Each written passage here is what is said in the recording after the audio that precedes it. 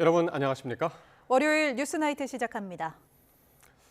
경찰이 캄보디아에서 송환된 피의자 대부분에 대해 구속영장을 신청하고 수사를 이어가고 있습니다.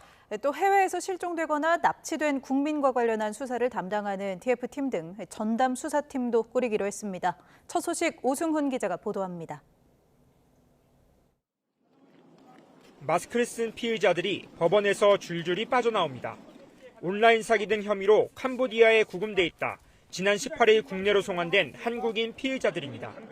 구속 전 피의자 신문을 마친 피의자들이 호송 차량에 차례로 올라탑니다. 혐의를 인정하느냐는 취재진의 질문에 아무런 답변을 하지 않았지만 폭행을 당했는지 묻는 질문에는 입을 열었습니다. 어떤 게 가장 힘드셨어요? 전기 지짐으로 고문하는 게 힘들었습니다. 또 어떤 고문 당하셨습니까? 구타당했습니다. 얼마큼 맞으셨어요? 진짜 죽기 전까지만 맞았습니다. 경찰은 국내로 송환된 피의자 64명 가운데 59명에 대해 구속영장을 신청했습니다. 나머지 5명 가운데 1명은 이미 발부된 구속영장을 집행했고 4명은 영장을 신청하지 않아 석방됐습니다. 지역별로는 충남경찰청이 피의자 45명 전원에 대해 구속영장을 신청했고 경기 북부경찰청은 수사 중인 15명 가운데 11명에 대해 영장 발부를 요청했습니다. 이런 가운데 서울경찰청은 형사기동대장을 팀장으로 하는 40여 명 규모의 TF팀을 구성하겠다고 밝혔습니다.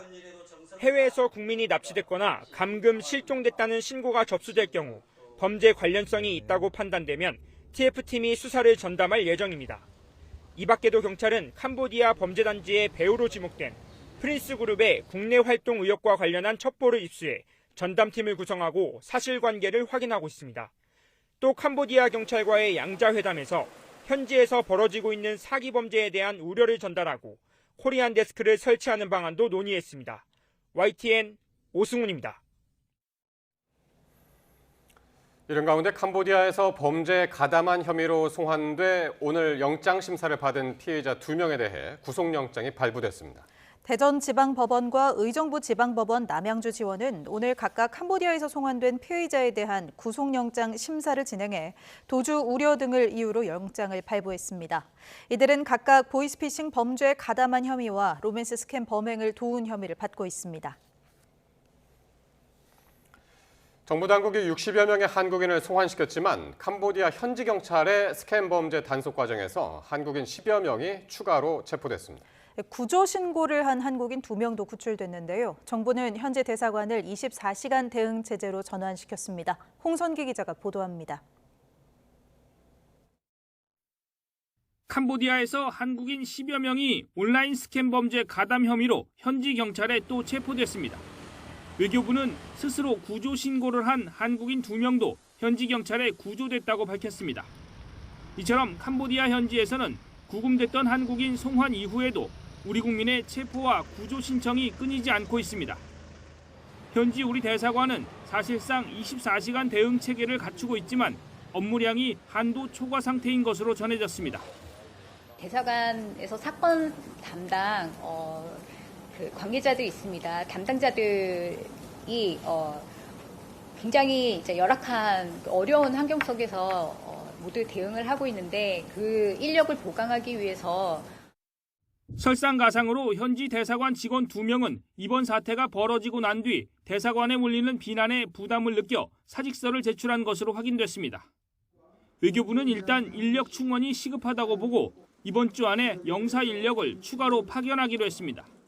주변국을 비롯해 규모가 큰 공관에서 인원을 차출해 캄보디아로 보낸다는 계획입니다. 이와 함께 캄보디아뿐 아니라 동남아 국가 전체에 재외국민 안전과 관련한 조기 경보 체계를 가동하기로 했습니다. 지금처럼 우리 국민의 피해가 발생한 후 사태 파악에 나서는 방식을 넘어서 유사한 사태가 일어날 가능성에 선제적으로 대응한다는 겁니다. 외교부는 이 또한 인원 충원이 필수적이라고 보고 행안부 등과 협의해 영사 안전과 관련한 실무 인력 40여 명을 긴급 충원할 예정이라고 밝혔습니다. YTN 홍성기입니다. 캄보디아에서 범죄 조직의 고문을 받다 숨진 한국 대학생에 대해 오늘 양국이 공동으로 부검을 실시했는데요. 시신 훼손은 없었던 것으로 파악됐습니다. 경찰은 국내에서 추가 검사를 거쳐 정확한 사인을 확인할 예정입니다. 김다현 기자가 보도합니다. 캄보디아 프놈펜에 있는 턱틀라 사원에 우리 경찰이 탑승한 차량과 현지 경찰, 대사관 직원들이 들어옵니다. 지난 8월 초 캄보디아 범죄단지에서 고문 끝에 숨진 대학생 박모 씨의 시신이 안치된 장소에서 공동부검을 진행하기 위해서입니다. 혹시 오늘 부검 얼마나 걸릴지 좀 알 수 있을까요? 예, 나중에 알려드릴 겁니다. 부검 절차 혹시 어떻게 진행되나요? 예, 그것도 제가 아직. 경찰청과 국립과학수사연구원, 법무부 등에서 6명이 파견됐고 캄보디아 측에서도 경찰청과 의사 등 6명이 부검에 참여했습니다. 3시간 넘게 이어진 부검을 끝낸 뒤 양국은 곧장 화장까지 진행했습니다. 관계자들이 화장터를 향해 기도를 올리고 이어 굴뚝에서 연기가 피어오르는 모습이 카메라에 담겼습니다. 경찰은 부검을 마친 뒤 취재진에게 결과를 밝히지 않고 차량을 탑승한 채 현장을 떠났습니다. 다만 공지를 통해 부검 과정에서 시신 훼손은 없었음이 확인됐다고 밝혔습니다. 앞서 캄보디아 당국은 박 씨의 사인을 고문으로 인한 심장마비라고 밝힌 바 있는데 경찰은 정확한 사인은 국내에서 진행하는 추가 검사와 양국의 수사 결과 등을 종합해 확정하겠다고 전했습니다. 박 씨가 숨진 지 2달여 만에 부검과 화장 절차가 끝나면서 유해도 고국으로 송환됐습니다. 캄보디아 프놈펜에서 YTN 김다현입니다. 캄보디아 범죄단지의 배후로 지목된 프린스그룹의 국내 활동 의혹이 커지자 경찰이 전담팀을 구성했습니다. 현재 900억 원이 넘는 이 프린스그룹 자금이 국내 금융사 현지법인에 남아있는 것으로 파악돼 정확한 실태 파악과 대책 마련이 시급하다는 목소리가 나옵니다. 이현정 기자입니다. 서울 강남 한복판에 있는 사무실. 문은 굳게 닫혀있고 인기척도 없습니다. 캄보디아 범죄단지의 배후로 지목된 프린스그룹의 계열사 킹스맨 부동산 그룹이 있던 곳입니다. 앞서 서울 순화동에서 사무실을 운영하다가 한 차례 이름을 바꾸고 장소를 옮긴 데 이어 최근에 아예 종적을 감췄습니다. 첫날 가수 불러서 수십 명 이상과 발화표를 했고 그 다음 날부터는 사람이 몇 명 정도 왔다 갔다 하다가 이렇게 프린스그룹의 국내 활동 정황이 포착되자 경찰은 전담팀을 구성하고 첩보 분석에 나섰습니다. 이를 통해 범죄 혐의가 드러날 경우 바로 수사에 착수할 예정입니다. 이런 가운데 프린스그룹의 자금 912억 원이 국내 금융사의 캄보디아 현지 법인에 남아있는 것으로 확인됐습니다. 현재까지 파악된 국내 금융사의 현지 법인 5곳과 프린스그룹의 금융거래 건수는 52건, 금액은 1,970억 4,500만 원에 달하는데 금융위원회 산하 금융정보분석원도 검은 돈 유통 여부를 들여다보면서 정부 차원의 제재를 검토하고 나섰습니다. FATF에서 걸거나 아니면 CIA에서 건 거를 우리가 참고해서 업무를 볼 수가 있거든요. 그거 플러스 우리나라가 독자적으로 제재를 걸을 수가 있습니다. 앞서 미국과 영국은 온라인 사기 등의 혐의로 프린스그룹의 천즈 회장을 기소하고 우리 돈으로 21조 원 상당의 암호화폐 몰수 절차에 들어갔습니다. 국제사회 압박이 이어지는 가운데 우리 정부를 향해서도 범죄 수익금의 국내 유입 여부 등 적극적인 실태 파악과 대응책 마련이 필요하다는 목소리가 나옵니다. YTN 이현정입니다. 더불어민주당이 현재 14명인 대법관을 26명으로 늘리는 내용을 포함한 사법개혁안을 발표했습니다. 사심제라는 비판을 받은 재판 소원은 일단 공론화를 거쳐 당론으로 추진하기로 했습니다. 윤웅성 기자가 보도합니다. 더불어민주당의 사법개혁안의 핵심은 대법관 증원입니다. 현재 14명인 대법관을 26명으로 늘리는데 조희대 대법원장을 포함해 모두 10명이 이번 정부에서 임기가 끝나는 만큼 이재명 대통령은 22명의 대법관을 임명하게 됩니다. 다음 대통령 역시 똑같은 22명을 임명하게 됩니다. 즉 현 정권과 차기 정권이 대법관을 균등하게 임명하는 구조로 설계되어 있습니다. 사법개혁안에는 대법관 추천위원회 구성을 다양화하는 내용을 비롯해 법관 평가제 도입, 하급심 판결문 공개 확대, 압수수색영장 사전 신문제 도입 등이 담겼습니다. 하지만 대법원 확정 판결의 위헌 여부를 헌법재판소가 판단하도록 하는 재판소원제는 일단 빠졌습니다. 사실상의 사심제로 대통령 무죄 만들기라는 일각의 비판을 의식한 것으로 보이는데 정청래 대표는 공론화를 거쳐 당론으로 추진하겠다고 못 박았습니다. 법원이 아무리 높다 한들 다 헌법 아래에 있는 기관입니다. 모든 국민은 위헌소송, 재판소송을 할 수 있는데 법원의 판결만 예외로 배제하고 있었습니다. 이것을 열자는 것입니다. 사법부 전방위 압박이 계속되는 건데 이런 움직임은 일선 법원장들이 출동한 법사위 국감에서도 이어졌습니다. 민주당은 이 대통령의 공직선거법 파기환송이 이례적으로 빨랐다고 이유를 따졌고 국민의힘은 사법부 독립을 침해하는 거냐며 중단된 대통령 재판을 재개하라고 맞섰습니다. 역사상 한 번도 없었는데 이번에 그렇게 빨리 했는지, 대법원에서 지시를 해서 빨리 기록 만들어서 상고하자마자 올려라라고 지시를 했다고밖에 보이지 않는 일입니다. 이미 대통령 되기 전에 범죄예요. 그런데 왜 정지하는 겁니까? 제발 재판 정상적으로 진행해 주세요. 내란 전담재판부 설치의 적절성과 직위원 부장판사의 접대 의혹, 윤석열 전 대통령 재판 속도 등도 화두에 올랐습니다. 뜨거운 감자인 재판소원은 당론 발의를 목표로 일단 속도 조절에 들어갔습니다. 당론은 아니라던 김병기 원내대표의 말이 하루 만에 뒤집힌 건데 당내 투톱 엇박자가 또 반복되는 것 아니냐는 뒷말도 나옵니다. YTN 윤홍성입니다. 더불어민주당은 허위 조작 정보에 최대 5배까지 손해배상을 청구할 수 있도록 하는 정보통신망법 개정안을 당론으로 추진합니다. 윤석열 정부 시절 언론사를 대상으로 한 방송통신위원회의 의결을 두고도 여야는 격돌했습니다. 보도에 황보혜경 기자입니다. 민주당이 천명한 3대 개혁의 마지막 분야 언론개혁안이 허위 조작 정보 근절법이란 이름으로 공개됐습니다. 언론사나 유튜버가 가짜뉴스로 피해를 입힌 경우 손해액의 최대 5배까지 징벌적으로 배상을 청구할 수 있도록 하는 내용이 골자입니다. 민주당은 유통될 경우 타인을 해할 것이 분명한 정보를 허위 조작 정보로 규정했는데 여기서 핵심은 고의성입니다.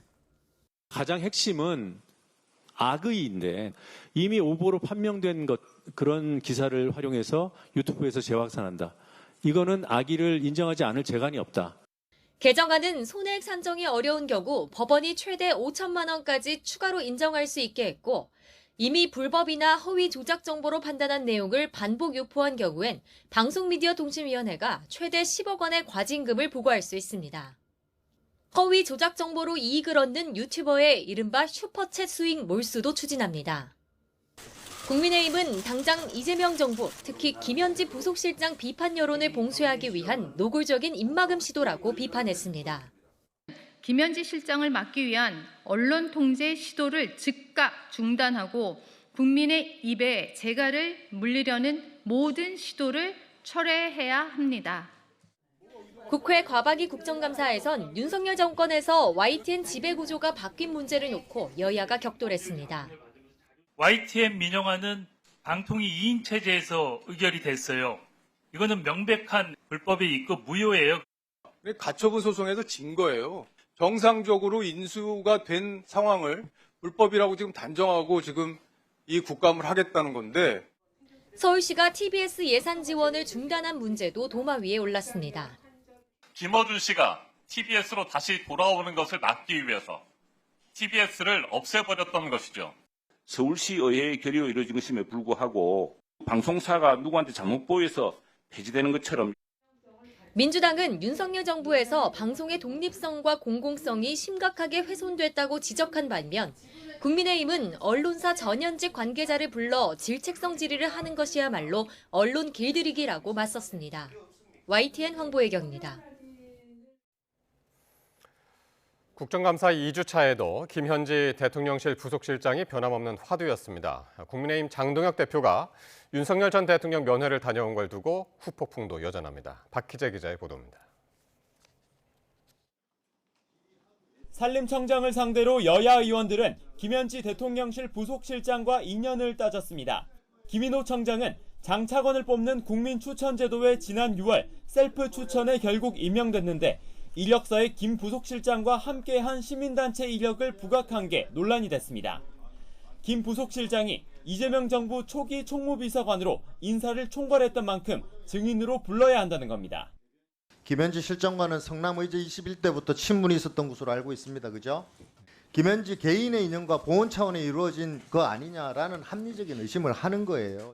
인적 네트워크를 가지고 검증하기 시작하면 여기 계신 우리 김성교 국회의원님 또 강명규 국회의원님 전부 다 자유롭지 못할 것 같아요. 국민의힘은 김현지 부속실장이 이 대통령의 고비 때마다 휴대전화를 바꿨다는 의혹도 국감장 밖에서 제기했습니다. 대북 송금 수사 당시 이 대통령이 검찰에 출석했을 때나 김문기 전 처장 사망 이유는 물론 국정감사 첫날인 지난 13일에도 휴대전화를 바꿨다는 겁니다. 증거 인멸 행위로 볼 여지가 충분하다는 게 제 판단입니다.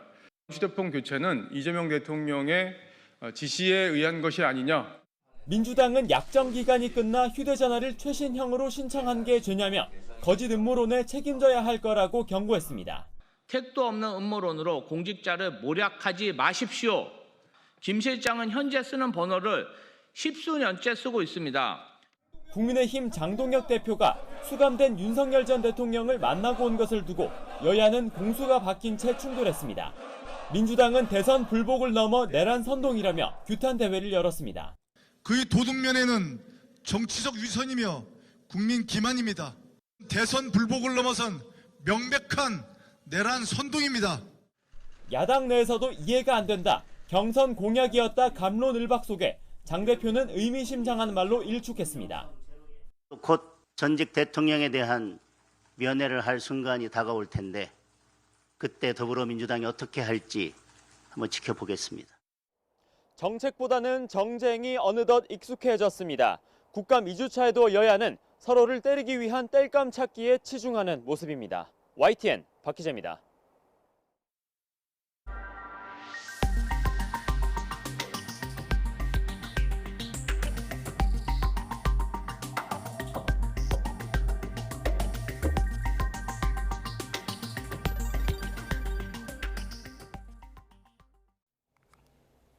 네, 오늘 서울 전역과 경기 지역 12곳까지 토지거래 허가제가 확대 적용된 첫날이었습니다.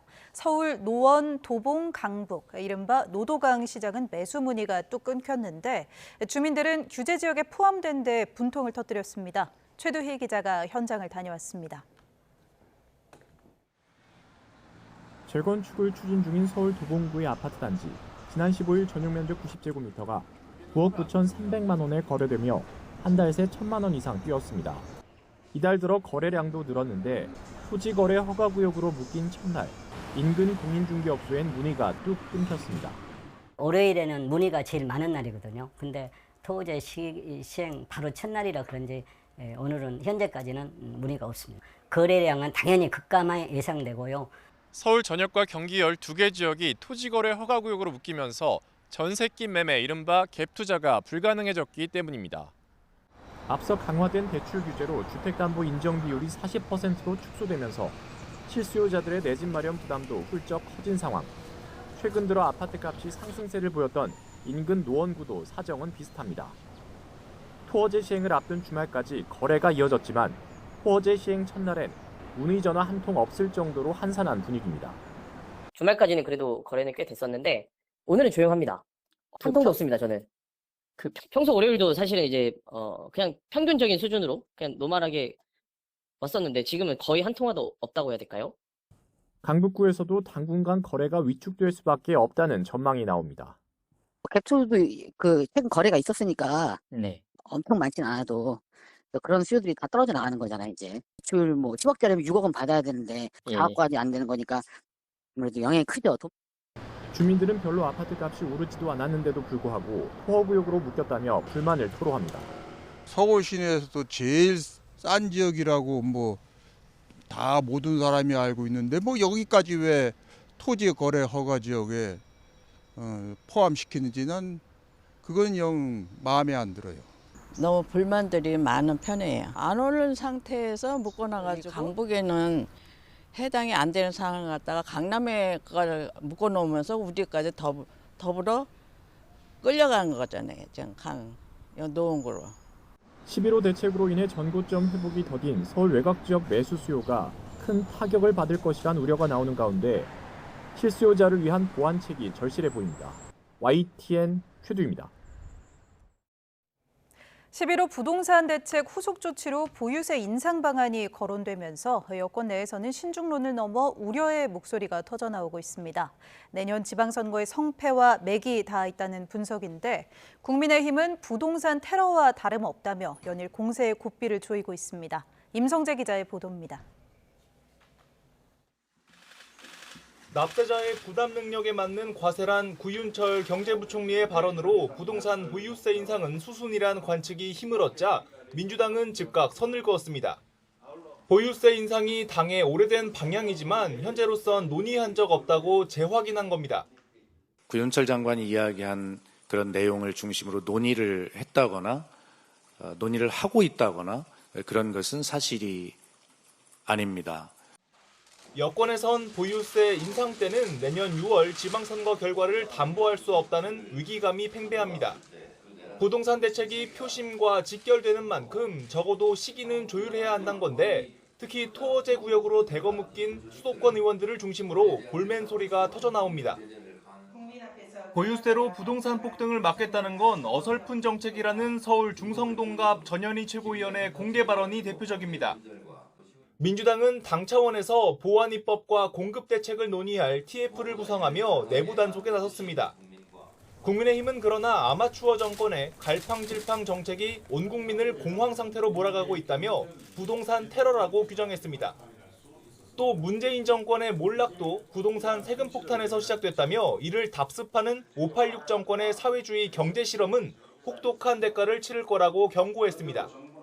이제는 공식이 되어버린 좌파 정권의 부동산 실패 패턴을 답습하고 있습니다. 여야 모두 폭발력이 강한 부동산 여론전에 총력을 다하는 분위기인데 연말 연초로 예상되는 정부 여당의 공급 대책이 민심의 가늠자가 될 것으로 보입니다. YTN 임성재입니다.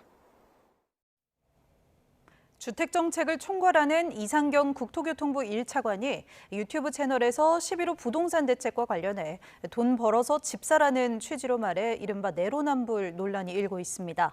어제 유튜브 채널 부익남TV에 출연한 이 차관은 정책 이반자의 입장에서 규제가 가혹하게 느껴질 수 있지만 양해를 부탁한다고 말했습니다. 이어 집값이 유지돼도 그 기간 내에 소득이 오르고 소득이 쌓인 후에 그때 가서 집을 사면 된다며 어차피 기회는 돌아오게 돼 있다. 규제에 민감하게 반응하거나 실망하실 필요가 없다고 덧붙였습니다. 다만 이 차관 본인 스스로 부인 명의의 경기 성남시 분당에 30억 원대 아파트를 보유하고 있다는 점에서 누리꾼들은 내로남불이라고 비판하고 있습니다.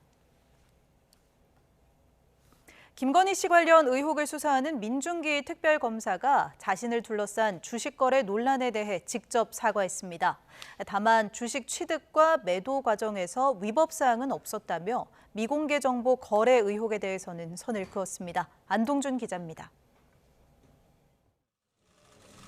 미공개 정보를 통한 주식 거래 논란이 연일 불거지자 민중기 특별검사가 직접 사과에 나섰습니다.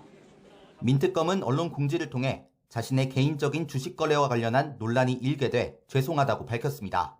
그러면서 주식 취득과 매도 과정에서 미공개 정보 이용 등 위법 사항은 없었다며 의혹을 일축했습니다. 앞서 전관예우와 강압수사 논란에도 직접 나서지 않았던 민특검이 자신의 명의로 입장을 낸 건 이번이 처음입니다. 다만 민특검의 이번 사과로 논란이 사그라지기는 어려울 전망입니다. 민특검이 주식을 매도한 정확한 시점과 경위가 밝혀지지 않아 의혹이 충분히 규명되지 않았기 때문입니다. 판결문에 따르면 네오세미테크 오모 대표는 지난 2010년 2월 외부감사 현장 실사 계획을 통보받은 뒤 분식회계가 적발됐다는 사실을 인지했습니다. 이후 같은 해 3월 3일부터 주식 거래가 정지되기 전날인 23일까지 24억 원어치 주식을 매도해 손실을 회피했습니다. 민특검 역시 거래가 정지되기 전 보유한 주식을 모두 팔았는데 오 대표와 학교 동문인 민특검이 거래가 정지될 거란 사실을 미리 알았는지는 여전히 논란의 쟁점입니다. 특검 측은 해당 논란이 민특검의 개인적인 사안이라며 특검 수사와는 관련이 없다고 선을 그었습니다. 다만 민특검이 김건희 씨의 주가 조작 의혹을 수사하는 만큼 더 명확한 해명 없이는 수사 정당성에 대한 논란이 한동안 이어질 걸로 보입니다. YTN 안동준입니다.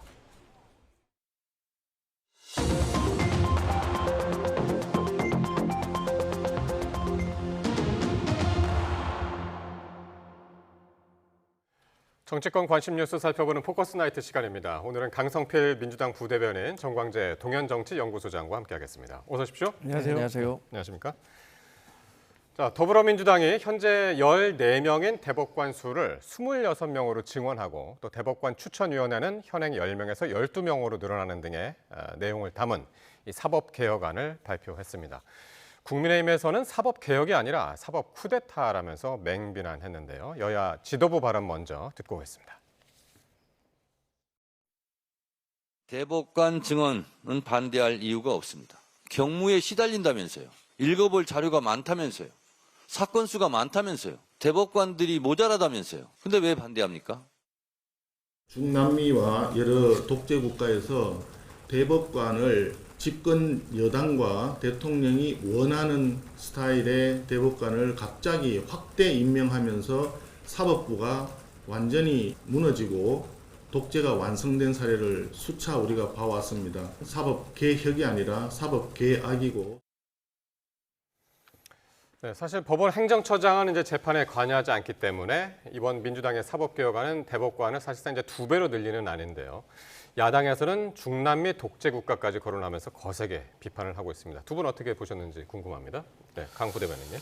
일단 이제 우리나라는 예. 연간 이제 대법원에 올라오는 상고심이 3만 건에서 4만 건이에요. 그러면은 대충 대법관 한 명당 연간 한 3천 건 이상은 재판을 해야 합니다. 이것을 또 날로 계산을 해보니까 하루에 오전에 5건, 오후에 5건 정도는 소화를 해야지 이 많은 상고심에 올라온 재판을 해결을 할 수가 있어요. 그런데 우리 헌법 21조에 모든 국민은 공정한 재판을 받을 권리가 있다고 되어 있는데 아니 하루에 10건씩 대법관들이 어떻게 여기에 대해서 제대로 심리를 할 수가 있겠습니까? 그리고 2010년도부터 문제가 제기되어서 2015년도가 되면 이 법조계에서 상고법원을 설치해달라는 요구가 거세졌습니다. 그게 이렇게 과중한 업무 때문에 제대로 된 재판을 할 수가 없기 때문인 거거든요. 그런데 이번에 이제 이재명 대표에 관련된 공직선거법과 관련된 이 졸속 재판으로 인해서 이게 사회적으로 문제가 좀 커진 것이고 거기에 따라서 우리 민주당 정청래 대표가 말씀하셨던 것처럼 아니, 사람이 부족하다면서요. 그러니까 늘려줘야 될 거 아닙니까? 근데 왜 여기서 반대하는 겁니까? 그래서 저는 국민의힘에서도 반대를 하려고 한다고 하면 자꾸 뭐 베네수엘라 이런 얘기 하지 마시고 베네수엘라하고 지금 대한민국하고 비교의 대상입니까? 그렇기 때문에 저는 좀 더 합리적인 어떤 대안을 내세우는 것이 어떨까라는 생각을 합니다. 대법관 한 명이 감당해야 할 사건 수가 너무 많다. 그런 이야기신데요.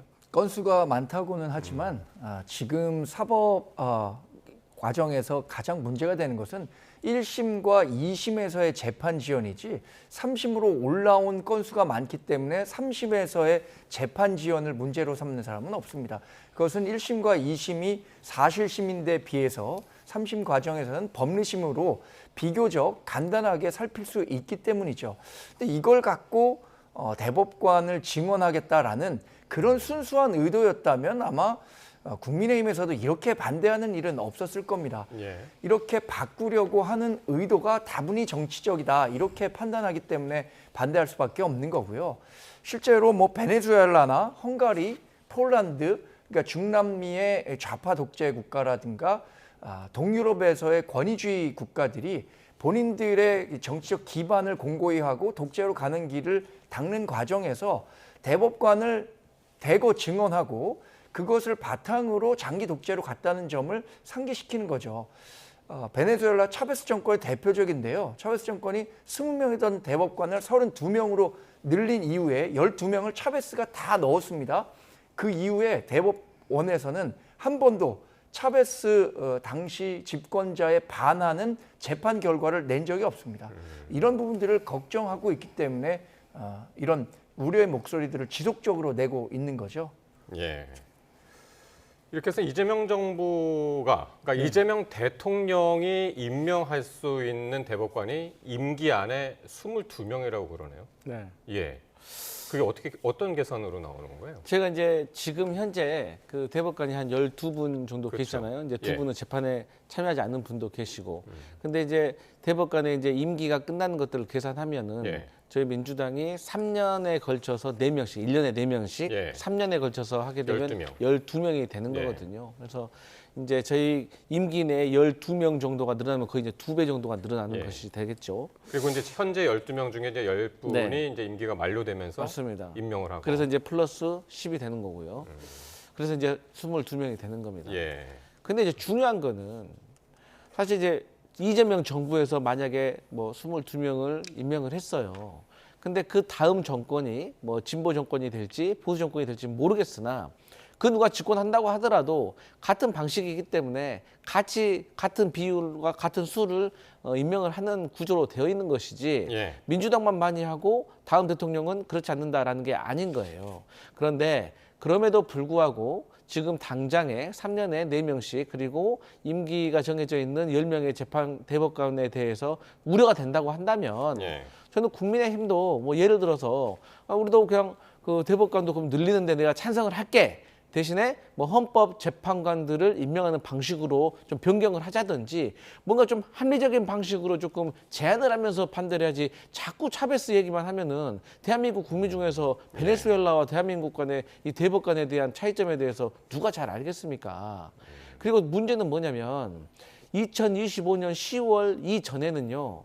이 형사사건은 종이 기록만 봐야 돼요. 근데 이재명 대통령 그 공직선거법 때 종이로 안 봤다는 거 아니에요.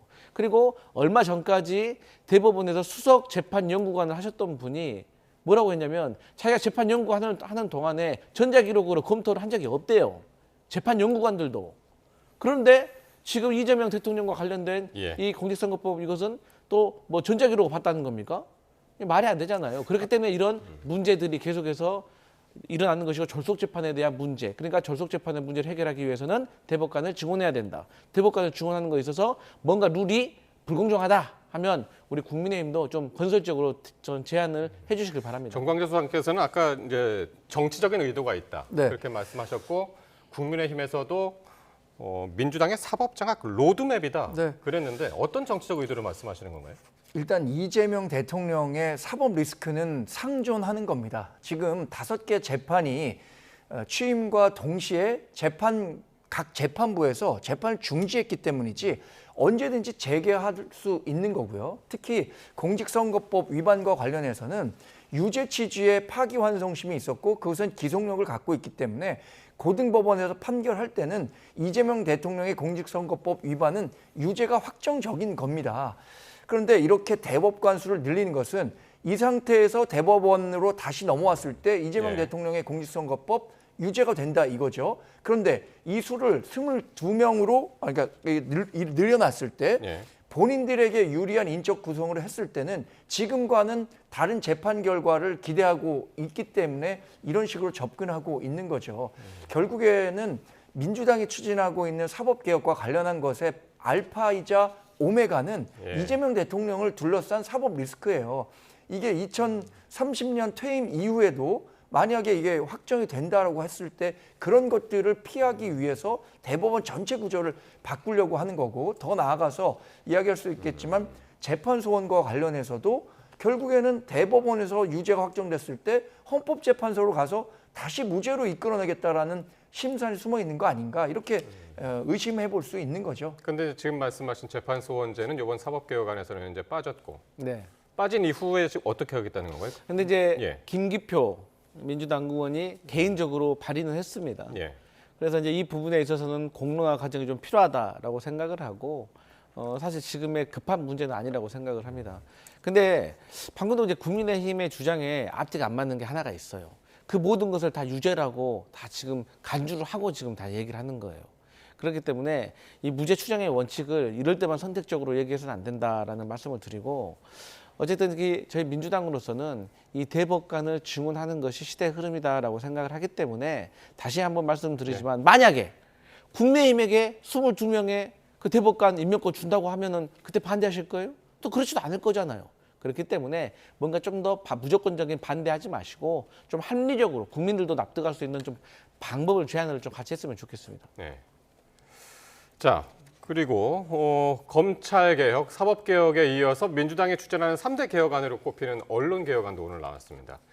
허위 조작 정보를 근절하겠다라는 건데 손해액의 최대 5배까지 배상하도록 하는 징벌적 배상 제도를 도입하기로 한 거죠. 네. 예, 그것도 좀 설명을 좀 사실 먼저 이제 해주시죠. 이 언론사라든지 이 제대로 되지 않은 이 가짜 뉴스를 유포했을 경우에는 언론사로 하여금 이제 징벌적인 손해배상을 피해자에게 할 수 있도록 하는 겁니다.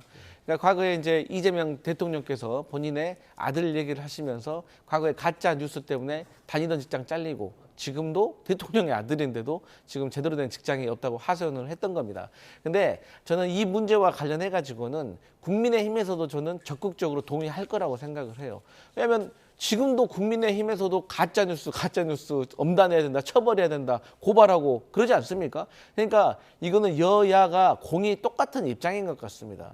그리고 이게 이제 가짜뉴스가 한 번 전파가 돼버리면 이게 수습이 어려운 것은 모든 국민도 알고 있기 때문에 언론이 조금이라도 좀 책임감을 가지고 보도할 수 있고 또 그 외에도 이런 1인 미디어 시대의 어떤 유튜브라든지 이런 부분에 있어서도 조금 정비를 해야 될 필요가 있다라고 생각되기 때문에 이건 여야가 충분히 공감할 수 있는 내용이라고 봅니다. 근데 이게 허위 조작 정보라고 이야기하려면 그게 이제 고의성이 있었느냐, 고의성이 있느냐, 악의적이냐 이게 상당히 이제 중요한 거잖아요. 네. 예.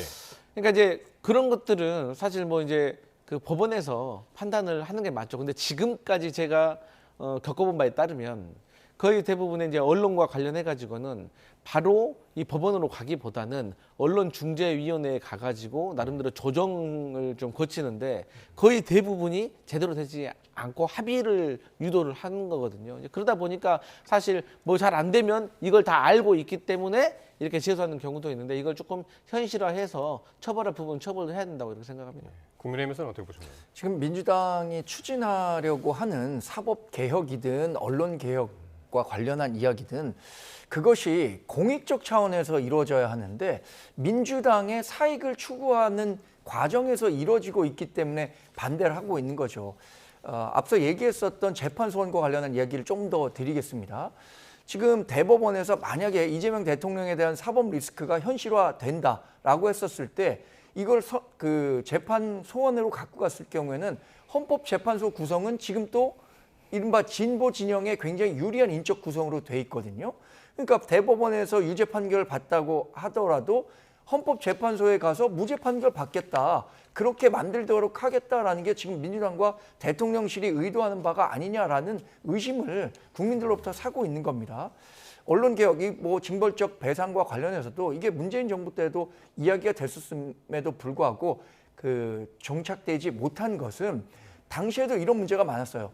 고의성과 악의적인 것을 어떻게 판단할 것이냐. 이 부분과 관련해서는 굉장히 자의적일 수밖에 없는데 민주당이 사실상 뭐 방미통일을 만들건 뭐 언론 관련 단체를 활용해서건 본인들에게 유리한 기준으로만 활용할 수 있기 때문에 대단히 정치적으로 악용될 수 있다는 거죠.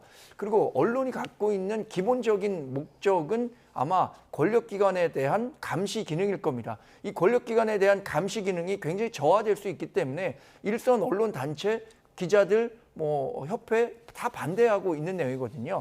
만약에 이것이 정말 순수한 목적으로 이루어진다면 야당과 충분히, 그러니까 국민의힘과 충분히 논의된 상태에서 법안이 이루어져야 할 텐데 그동안 국회에서 이루어졌던 법안 통과는 본인들 일방적으로 이루어졌거든요. 그러니까 이런 것들을 뭐 국민의힘에서도 협조할 거다라고 얘기한다면 국민의힘과 충분히 협의해서 그 협의안을 바탕으로 해서 법안이 만들어져야죠.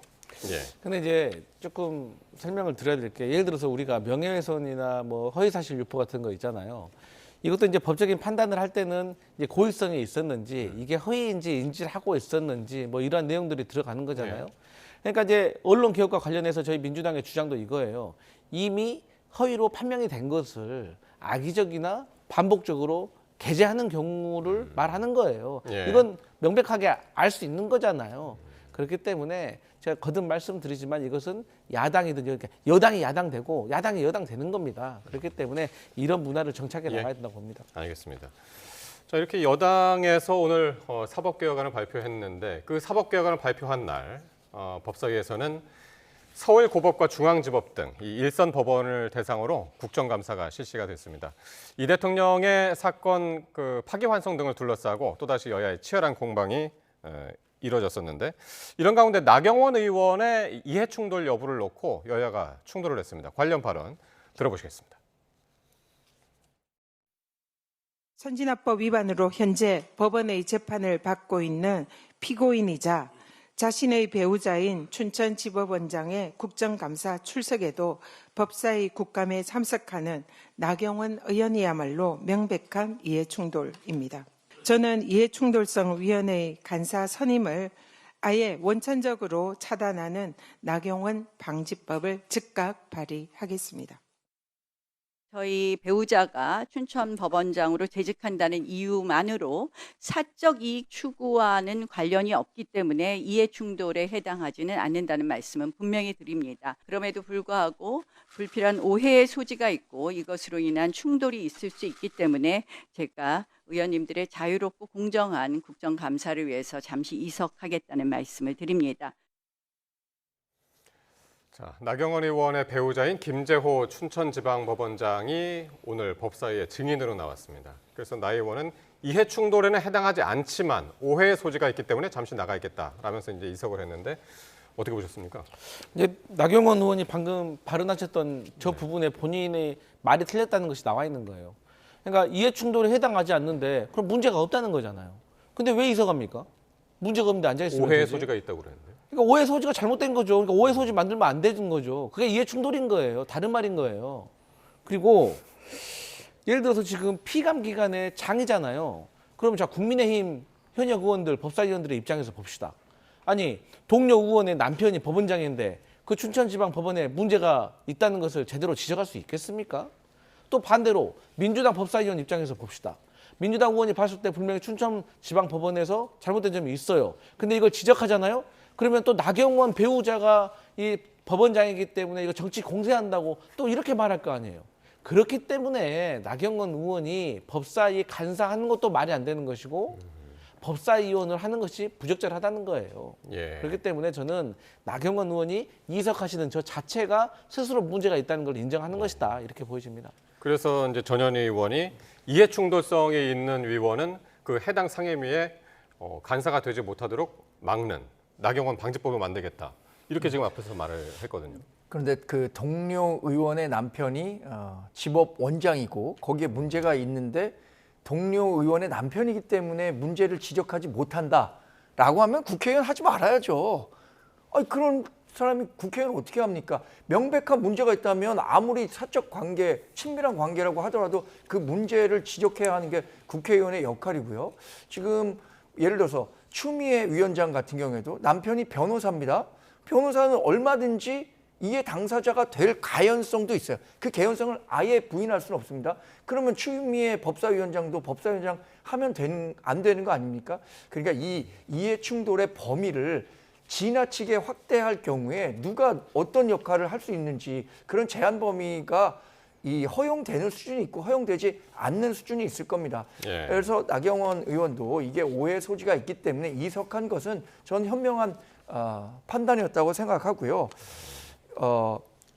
국민의힘은 지금 추미애 위원장이 오히려 위원장으로서의 직권을 남용하고 있다라고 해서 추미애 방지법이라는 것을 발의하겠다라고 그러게요. 하고 있습니다. 예.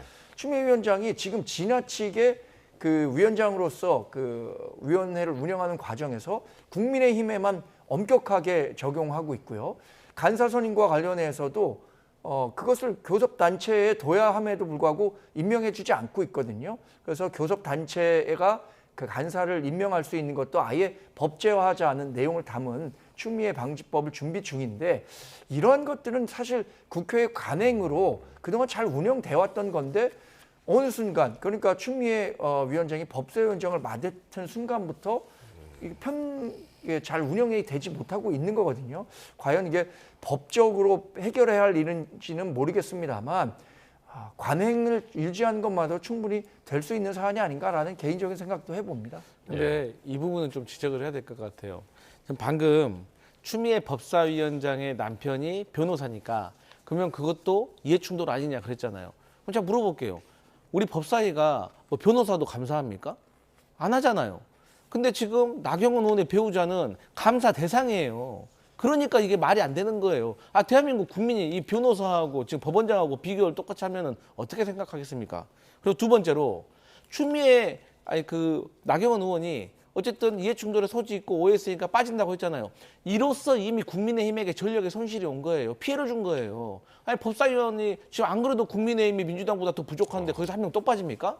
그리고 나경원 의원이 또 다선이기 때문에 경력과 노련함이 있어서 또 는 거 아니에요. 근데 못 하잖아요. 그러면 전력 있는 사람, 문제 없는 사람, 잘 싸우는 사람으로 보강해야 될 거 아닙니까?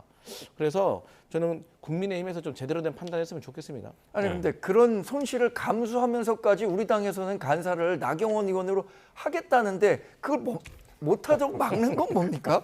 아니 그렇게 하면 우리가 손실을 입으면서도 하겠다는데 해주지 않는 이유를 찾을 수가 없고, 물론 아까 말씀드린 것처럼 추미애 위원장의 남편이 그 변호사라서 그런 개연성이 있지만 그 정도는 나경원 의원과는 어느 정도 차이는 있겠죠. 그러나 이렇게 말씀드린 것처럼 그냥 단순히 춘천지법원장을 나경원 의원의 남편이 하고 있기 때문에 법사위원을 아예 할 수 없도록 하는 것 자체가 무리라는 이야기를 드리고 있는 겁니다. 네, 나경원 의원의 이제 논리는 사적 이익 추구와는 거리가 멀다. 이제 그래서 이제 오늘 이제 그렇게 이제 이야기를 했었는데, 어쨌든 추미애 위원장과 관련해서는 신동욱 의원이 이렇게 이야기를 했습니다. 나중에 국민의힘이 집권을 하면 추미애 위원장은 보수의 어머니가 아니라 할머니에 오를 거다. 이 얘기는 이제 민주당한테 전혀 지금 도움이 되지 않는다. 이렇게 받아들이면 되는 겁니까? 저희도 감수하겠습니다. 추미애 의원이 보수의 할머니가 될지 어머니가 될지 모르겠지만 저희도 감수하겠다 이겁니다. 다 감수하고 가는 건가요? 근데 이제 모르겠습니다. 이제 계속해서 이제 국민의힘에서는 추미애 그 법사위원장을 공격하기 위해서 자꾸 보수의 어머니라고 하는데 저희 민주당에서는 이제 그렇게 생각하지 않고, 어쨌든 추미애 의원이 과거에 이 검찰청 폐지와 관련해서 법무부 장관으로 재직을 하면서 이게 제대로 되지 못했던 이 미안의 어떤 회한이 있기 때문에 어떤 선한 어떤 동기가 있기 때문에 법사위원장으로 적합하다고 생각했기 때문에 하지만 또 거기에 따른 어떤 폐해가 있다면 또 저희도 감수해야 될 거라고 생각합니다. 예. 알겠습니다. 자, 그리고 오늘 농해수위 국정감사에서는 이제 김현지 대통령실 제1부속실장을 두고 여야가 또 충돌을 했는데, 이런 가운데 이 박정훈 의원, 국민의힘 박정훈 의원이요, 기자회견을 열고 김 실장이 국감 첫날 휴대전화를 교체했다면서 의혹을 제기하기도 했습니다. 관련 발언 듣고 오겠습니다. 먼저 번호를 변경합니다. 2021년 10월 19일에 당시에는 대장동 수사가 시작이 됐고, 그리고 관련자가 처음 구속이 확정된 시점입니다. 다음은 대북 송금 수사가 한창이었던 2023년 9월 9일에 또 다시 전화를 교체합니다. 최근에 이해할 수 없는 폰 교체가 또 있었습니다. 국정감사 시작일인 10월 13일에 오전 10시 36분에 아이폰 17로 교체가 됐습니다. 이렇게 교체가 됐는데 불과 9분 만에 다시 아이폰 14로 교체가 됩니다. 김현지 실장은 10수년간 쓰던 번호를 바꾼 적이 없으며 이번 기기 변경은 약정이 끝나 통신사 권유로 신청한 지극히 정상적인 절차였습니다. 박 의원이 침소붕대한 9분 만의 연속 교체 기록은 단순히 기기 변경 처리 과정에서 생긴 전상 기록일 뿐 별도의 번호를 만들려 유심을 교체하는 행위는 없었습니다. 네, 김현지 실장이 꼭 일주일 전에 국감이 시작하던 첫날 휴대전화를 바꿨다고 그러죠. 이제 박정훈 의원의 이제 주장인데, 새로 나온 기기로 이제 바꿨다가 9분 만에 다시 옛날 기기로 바꿨다. 그렇게 이제 의혹을 제기했는데. 네. 예. 그러니까 뭐 지금 대통령실이나 민주당이 얘기하는 건 그 유심을 새 폰에 넣었다가 다시 옛날 폰으로 넣었다는 거 아닙니까? 그 자체가 굉장히 의심스러운 일이죠. 박정훈 의원은 사실 면책특권 다 포기하면서까지 국회 소통관 나와서 객관적 사실로 이런 근거가 있기 때문에 이런 의혹이 있다라는 것을 제기하고 있는 겁니다. 과거 어느 민주당 의원들이 전혀 근거 없는 얘기들을 갖고 상임위에서 면책특권 활용해서 의혹을 제기하는 것보다는 훨씬 선진적인 또 바람직한 의정활동의 일환이라고 봅니다. 지금 김현지 대통령실 부속실장에 대한 의혹은 계속해서 제기되고 있는 거예요. 근데 그 의혹에 대해서 자꾸만 민주당과 대통령실이 일방적으로 엄호하고 감추려 하다 보니까 그 의혹이 불식시키기는커녕 오히려 계속 커지는 양상이거든요. 이쯤 되면 본인이 직접 등판해서 본인과 관련해서 제기되는 의혹에 대해서 직접적으로 이야기할 필요를 느낄 것 같은데 여전히 국감에 나온다 안 나온다 네. 이렇게 고민하고 있는 모습을 보면서 정말 뭐가 있나라는 국민적 의혹만 더 눈덩이처럼 커지는 게 아닌가라는 생각도 해봅니다. 예, 의혹이 커지는 거는 저희 민주당이 보기에는 국민의힘에서 계속 말하니까 커지는 것처럼 보이는 거예요. 하물며 이제 휴대전화를 의혹을 제기하기 전에는 뭐 김일성 주체 사상을 뭐 찬양한다느니 뭐 과거에 이재명 대통령의 측근으로 분류되었던 뭐 그 이화영 그 부지사와 관련된 변호인을 뭐 교체에 뭐 이렇게 뭐 압력을 넣었다느니 막 이런 거 계속해서 얘기를 하잖아요. 근데 사실상 이 김현지 실장이 저는 그 운영위에 나와서 한 번 정도는 이 야당 의원의 질의에 대답을 해주기를 네. 바랬고 저희 민주당에서는 그렇게 할 거라고 믿고 있습니다. 다만 지금처럼 계속해서 국민의힘이 김현지 실장을 악마화시키기 위해서 여기에 부르고 운영위가 꼭 나올 것 같으니까 이제는 여기저기서 또 나머지 추가 5개에서 더 부른다고 하니 이 말은 그거 나오지 말란 말하고 똑같지 않겠습니까? 그럼에도 불구하고 저는 운영이 한 곳 정도 나와가지고 예. 휴대폰을 이렇게 바꿨다고 하면 이 바꾼 이유에 대해서는 소상히 설명하는 것이 공직자로서의 저는 도리라고 생각을 하고 여기서 객관적인 사실은 전화번호를 바꾼 건 아니고 기계를 교체했다는 것이고 또 아쉬운 점은 뭐냐면 국민의힘은 사실 저 휴대전화 바꾼 거 이런 거 가지고 지적할 상황이 못 됩니다. 아니 지기현 판사가 2025년 2월 5일 날 갤럭시 S10에서 S25로 바꿨어요. 근데 6분 후에 갤럭시 S25에서 다시 옛날 S10으로 유심칩을 바꿔넣어요. 방금 정확히 우리 정광재 대변인께서 지적하신 그 부분이에요. 근데 그때는 왜 지적 안 하셨어요? 그러다가 이분은 3개월 후에 본인의 룸사롱 의혹이 불거지니까 휴대폰을 S25 울트라에서 샤오미 핸드폰으로 또 바꿨어요. 예. 근데 여기서도 유심칩을 또 바꿉니다. 이거 왜 지적 안 하시는 거예요? 어쨌든 그 휴대전화 교체도 이제 의혹 중에 이제 하나인데 네. 일단은 뭐 두 분 말씀하신 대로 결국에는 김현지 실장이 그 국감에 나오느냐가 이제 관심인데 김병기 원내대표가 어제 그랬습니다. 타당한 이유가 있으면 나오는 것이고 없으면 안 나오는 것이다. 그러니까 타당한 이유가 없다라는 의미로 이제 얘기를 한 것 같은데. 예, 그 지기현 판사의 휴대전화 교체 관련해서는 지기현 판사는 우리 당과 전혀 관련이 없는 사람이에요. 그러니까 지기현 판사가 휴대전화를 바꿨건 말건 그걸 국민의힘에서 이야기할 필요는 전혀 없는 거죠. 저는 같은 이유로 지금 그 김현지 부속실장도 민주당과는 지금 관련은 없는 사람입니다. 공식적으로는 당원도 아니고요. 그냥 대통령실에 근무하는 사람인데 왜 김현지 부속실장의 이야기가 나올 때마다 이렇게 그런 민주당이 앞장서서 엄호하고 쉴드 치려고만 하고 있는 건지 이해하기 어렵다는 말씀 드리고요. 그 김병기 원내대표의 이야기는 자꾸만 말이 길어지고 있습니다. 타당한 이유가 있으면 이렇게 단서를 붙이고 있잖아요. 김현지 부속실장도 이런 단서를 붙여요. 국회가 부른다면. 근데 국회가 부른다면이라는 전제 조건은 성사되기가 어려운 겁니다. 김현지 그 부속실장이 나간다고 하지 않는 이상. 예. 왜냐?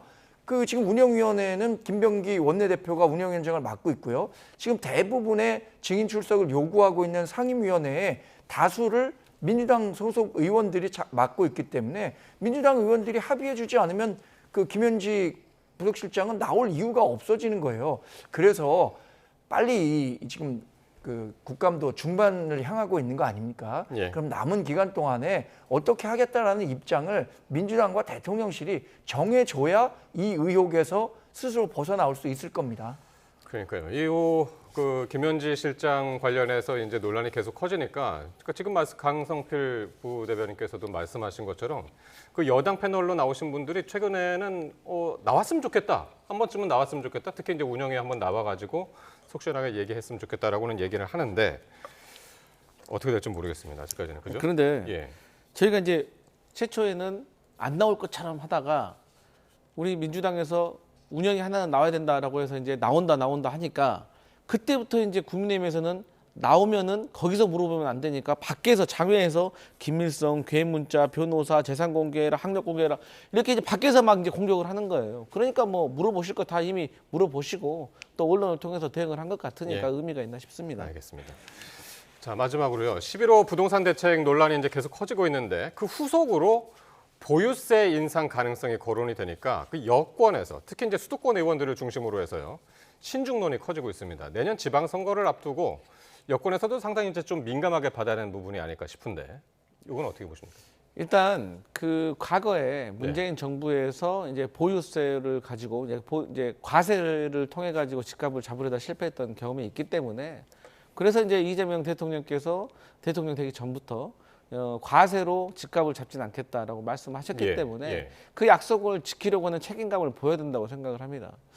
그리고 이제 근본적인 문제를 따졌을 때 사실은 이제 지금 과세를 한다고 해서 잡힐 것 같지 않고 근본적인 문제는 결국에는 공급이 받쳐줘야 되는 거 아니겠습니까? 그리고 이제 저희 민주당도 그렇고 국민 여러분들께서도 이 집값을 떨어뜨리는 게 아니라 이제 여기서 더 이상 오르지 않게 하는 것에 목표로 둬야 된다는 것을 좀 이해를 하셔야 될 것 같고 지금 자꾸 이제 국민의힘에서는 지금 뭐 서민들 사다리를 걷어차버렸다 이렇게 얘기를 하는데 분명히 아셔야 될 거는 지금도 규제 지역이라고 하더라도 15억 미만의 무주택자 그리고 생애 첫 주택 구입자 청년들은 6억까지 대출을 받을 수가 있습니다. 그런데 이런 분들은 애초에 15억 이상의 아파트를 사기가 거의 어려워요. 이분들은 뭐 거의 뭐 한 10억 정도 선에서 집을 사는 거예요. 그러면 6억 정도 대출을 받으면 3, 4억 가지고 살 수 있는 거기 때문에 과거와 다를 바가 없습니다. 그럼에도 불구하고 저희 민주당이나 정부 여당이 앞으로 이들에 대한 보완을 조금 더 예를 들어서 LTV를 현행 70%에서 뭐 90%까지 올려준다든지 대신에 뭐 이들의 어떤 재산 관계라든지 부모의 재산이라든지 그리고 실거주 장기 보유에 대한 어떤 확신이라든지 이런 걸 보완을 하게 된다고 하면 결국에 저는 서민층에 대한 어떤 집을 마련하고자 하는 꿈을 뭐 걷어차는 것은 잘못된 거라고 생각을 하고 이 부분에 있어서는 아무래도 어쨌든 더 보완책이 필요로 하다 이 말씀을 드립니다. 경험적으로 아시겠지만 좌파 정권이 들어섰을 때마다 서울 아파트 가격 또 전국 집값이 들썩였습니다. 근데 그게 단순히 심리적인 요인에 의해서만 상승하는 건 아닙니다. 공급에 대해서는 규제 일변도 정책을 피고 반대로 한편에서는 유동성을 굉장히 풍부하게 공급합니다. 2000년대 초반이 그랬고 2020년에 코로나를 계기로 민생지원금 푸는 방식으로 세간에 굉장히 많은 유동성을 넣었단 말이에요. 이재명 정부 들어서도 마찬가지입니다. 내년 정부 예산이 8% 증가했어요. 윤석열 정부 때는 2%로 아주 긴축 재정했습니다. 이렇게 좌파 정권 들어설 때마다 유동성을 풍부하게 증가시키면서도 반대로 그 공급과 관련해서는 이렇다 할 정책을 내지 않으니까 집값 상승은 어떻게 보면 필연적인 겁니다. 이번에 지금 수요를 그냥 눌러서 집값을 잡겠다는 것도 그동안 실패해왔던 부동산 정책을 그대로 답습하는 거예요. 그 공급과 관련해서 유의미한 대책을 내놓겠다라고 얘기하고 있지만 그것에 대한 시장의 신뢰가 없기 때문에 집값이 상승하는 거고요. 결국에 그런 정책 실패를 세금 많이 매겨서 잡아보겠다라고 하는 것 자체가 국민에 대해서는 굉장히 무책임한 태도라고 생각합니다. 구윤철 경제부총리가 뭐라고 얘기했냐면요. 1% 정도의 보유세를 매기겠다 이런 것들이 해외에는 있다 그랬어요. 그러면 구윤철 부총리 제가 알기로 강남 재건축 아파트 지금 2013년에 산 게 한 시가로 50억 정도 합니다. 1%면 5천만 원이거든요. 본인은 그럼 5천만 원 보유세 내면서 살 수 있습니까? 이런 식으로 징벌적으로 과세를 해서 집값을 잡겠다라고 하면 과거 정권이 실패했었던 부동산 정책을 그대로 답습하는 아주 대단히 어리석은 실책을 범할 수밖에 없다. 이렇게 말씀드리겠습니다. 부동산 대책은 워낙 이제 정말 민감하고 휘발성 강하고 그런 상황에서 이상경 국토부 1차관이 집값이 안정되면 그때 가서 사면 된다. 오늘 그런 얘기를 했습니다. 그러면서 또 집값이 안 떨어지면 돈 모아서 사면 된다. 라는 취지로 말을 해서 상당히 지금 온라인상에서 상당히 좀 논란이 큽니다. 저는 이제 그 이상경 국토부 차관이 오늘 했던 네. 발언에 대해서는 네. 뭐 어쨌든 미흡했던 부분이 있고 이 부분에 있어서는 좀 책임감 있는 어떤 앞으로의 공직자들의 발언이 좀 필요하다고 생각을 합니다. 네. 근데 문재인 정부 말기와 윤석열 정부 초기에 집값이 떨어졌거든요. 그거는요, 미국에서 기준금리 올라가지고 그런 겁니다. 지금 유동성 풀렸다고 하는데 그건 금리가 내려갔기 때문인 거고, 그건 미국의 금리도 내려가고 있기 때문인 거예요. 그리고 윤석열 정부 2022년 8월 16일 그리고 23년 9월 26일에 재개발, 재건축 속도를 내가지고 공급하겠다고 했어요. 근데 그 결과 보니까 279건 중에 154건밖에 해결하지 못했어요. 그래서 윤석열 정부에서 공급 제대로 된 거 아니다는 점 분명히 알려드리고, 윤석열 전 대통령이 22년 8월에 취임했을 때 8월에요. 그때 집값이 서울 집값 평균이 8억이었습니다. 근데 1년 후에 23년 8월에는 11억이 됐습니다. 그리고 퇴임하기 전 24년에는 12억 됐습니다. 다시 상승한 거예요. 그렇기 때문에 예. 마치 민주당 정부가 들어섰을 때만 집값이 올랐다라고 공격하는 것은 사실과 다르지 않다. 하지만 여전히 저희 민주당이 부족한 점은 새기고 앞으로 이 주택 그 문제를 해결하기 위해서 노력하겠다, 이런 말씀 드립니다. 문재인 정부 말기, 윤석열 정부 초기에 집값이 안정된 것은 보수 정권이 들어서서 이제 충분히 국민들이 원하는 신규주택 공급할 것이다라는 시장의 기대가 반영됐기 때문이라고 생각합니다. 뭐 유동성이나 이런 것과 관련해서 자꾸만 뭐 좌파 정권이 들어섰을 때는 전 세계적으로 글로벌 유동성이 풍부했다, 이런 핑계를 댈 것이 아니라 지금 어떻게 국민들이 원하는 주택들을 공급할 것인지 이 부분에 대해서 하루빨리 대책을 내놓는 게 지금 이재명 대통령이 해야 할 일입니다. 예. 이번 대책으로 인해서 부동산 가격이 어떻게 움직일까? 특히 이제 내년 지방선거를 앞두고 이 논란은 앞으로 좀 당분간 계속될 것 같습니다. 자, 지금까지 강성필 민주당 부대변인 그리고 정광재 동현정치연구소장과 함께했습니다. 고맙습니다. 감사합니다.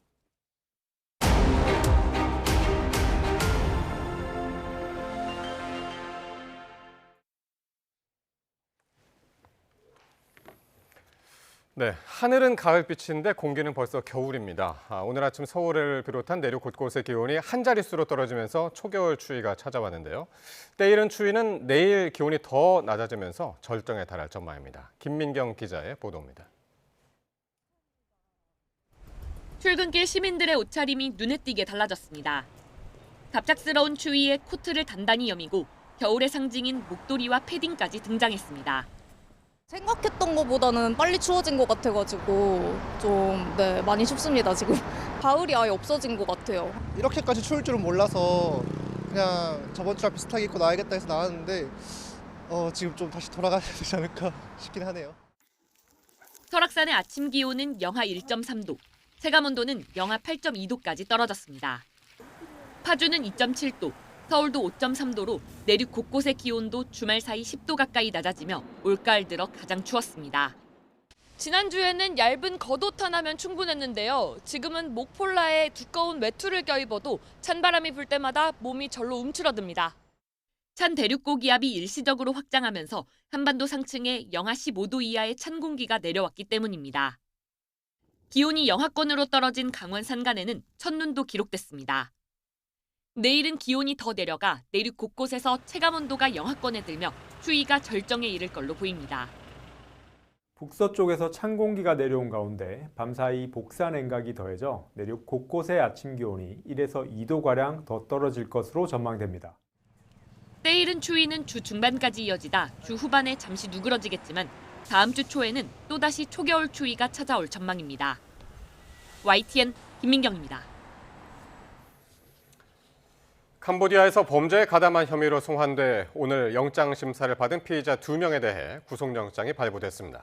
대전지방법원과 의정부지방법원 남양주 지원은 오늘 각각 캄보디아에서 송환된 피의자에 대한 구속영장 심사를 진행해 도주 우려 등을 이유로 영장을 발부했습니다. 이들은 각각 보이스피싱 범죄에 가담한 혐의와 로맨스 스캠 범행을 도운 혐의를 받고 있습니다. 캄보디아에서 각종 사기 범죄에 가담한 한국인들 가운데는 잘 몰랐다거나 어쩔 수 없었다고 주장하는 경우가 있습니다. 하지만 법원은 이런 주장이 사실인지를 꼼꼼히 살펴 엄벌하고 있습니다. 최근 나온 판결을 김종우 기자가 소개합니다. 만남을 제한하거나 투자를 유도하는 캄보디아 범죄단체 메시지입니다. 지난 11월부터 2월 사이 해당 조직에서 일한 A씨 등 한국인 20, 30대 3명은 사회관계망 서비스로 피해자에게 여성인 척 접근했습니다. 조건 만남을 제안하며 회원 가입을 유도하고 인증비용 명목으로 돈을 가로챘습니다. 피해자 11명에게서 145차례에 걸쳐 5억 6천여만 원을 가로채 범죄단에 보냈습니다. 해당 조직에서 이른바 유인책 역할을 맡았던 3명은 재판에서 잘 모르고 범죄단체에 가입했고 강요 때문에 어쩔 수 없이 범행에 가담했다고 주장했습니다. 하지만 법원은 정황을 꼼꼼히 살펴본 뒤 주장을 받아들이지 않았습니다. 법원은 A씨 등이 캄보디아에 갔을 때 건물 규모나 사무실 내 조직원 숫자, 업무 내용 등을 보면 충분히 연예빙자 사기 범죄단체라는 사실을 알 수 있었다고 판단했습니다. 또 업무 시간 외에는 휴대전화를 자유롭게 사용하고 음주나 운동, 게임을 하는 등 비교적 자유롭게 생활한 거로 봤습니다. 휴대전화로 경찰에 알리거나 영사관에 도움을 구하는 등 범죄에 가담하지 않으려는 노력도 없었다며 범죄 가담에 적극성이 있었다고 설명했습니다. 부산지방법원은 범죄단체 가입과 사기 혐의 등으로 재판에 넘겨진 A씨 등에게 각각 징역 3년형을 선고했습니다. YTN 김종호입니다. 캄보디아에서 숨진 채 발견된 대학생의 유해가 내일 아침 국내로 송환될 예정입니다. 경찰청은 현지 시각으로 오늘 오전 10시 반쯤부터 3시간가량 숨진 대학생 A씨를 부검한 뒤 화장 절차를 진행했다며 이같이 밝혔습니다. A씨의 유해는 현지 시각으로 오늘 밤 11시 반쯤 출발해 내일 아침 7시쯤 한국에 도착할 예정이라고 경찰은 설명했습니다. 경찰은 인천공항에서 A씨의 유해를 인수한 뒤 유족에게 전달할 방침입니다. 캄보디아 불법 취업 광고에 대한 경고의 목소리가 커지고 있는데요. YTN 취재진이 실제로 이 구인 광고를 보고 캄보디아에 갔다가 이 범죄 단지에 감금됐던 피해자를 만났습니다. 이 구인 글이 재외한인회 홈페이지에 올라와 있어 별다른 의심 없이 지원했다고 하는데 결국 한국인 대학생이 숨진 뒤에야 탈출할 수 있었습니다. 표종호 기자의 단독 보도입니다. 20대 한국인 남성 A씨는 동남아 여행 중에 한 재외한인회 홈페이지에 올라온 구인 글을 봤습니다. 이제 구인 공고를 봤어요. 사이트에서 하루에 몇 시간 일하면 받을 수 있다. 그리고 월급 한 1,000만 원 보장. 별다른 문제가 없을 것으로 생각하고 캄보디아행 비행기를 탄 건 지난 4월. 하지만 A씨는 곧 범죄단지 이곳저곳에 물건처럼 팔리며 각종 범행에 가담해야 하는 신세가 됐습니다. 너는 문과세 5만 불에 팔렸다. 5만 불에 계약기가 5년에 팔렸다. 너는 이제 5년 동안 한국에 못 간다. 그렇게 말을 했고요. 그때 이제 핸드폰도 압수당했고. 마지막에 도착한 곳은 보코산 지역 범죄단지로 A씨는 한국인 대학생 박모 씨가 이곳에서 숨진 뒤에야 이곳을 탈출할 수 있었습니다. 캄보디아에 간 지 석 달여 만이었습니다. 사망 사실을 알고서 이제 경찰이 이제 급습해가지고 그때 이제 구조해가지고 이제 이민국에 있다가 이제 한국으로 오게 된 겁니다.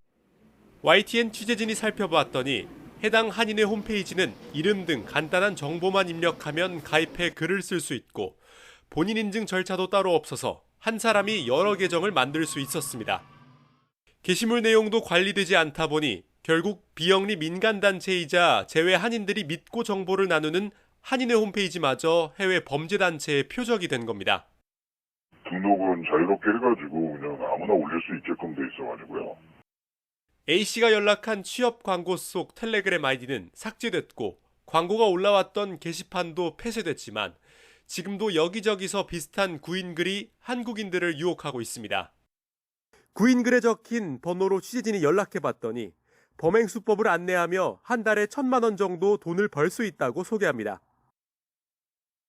그냥 연인인 것처럼 하면서 오빠 하면서 이제 그냥 만나줄 것처럼 스타트는 8,000달러, US 달러로 해서 8,000달러인데 한국 돈으로는 약 1,150만 원 정도 돼요.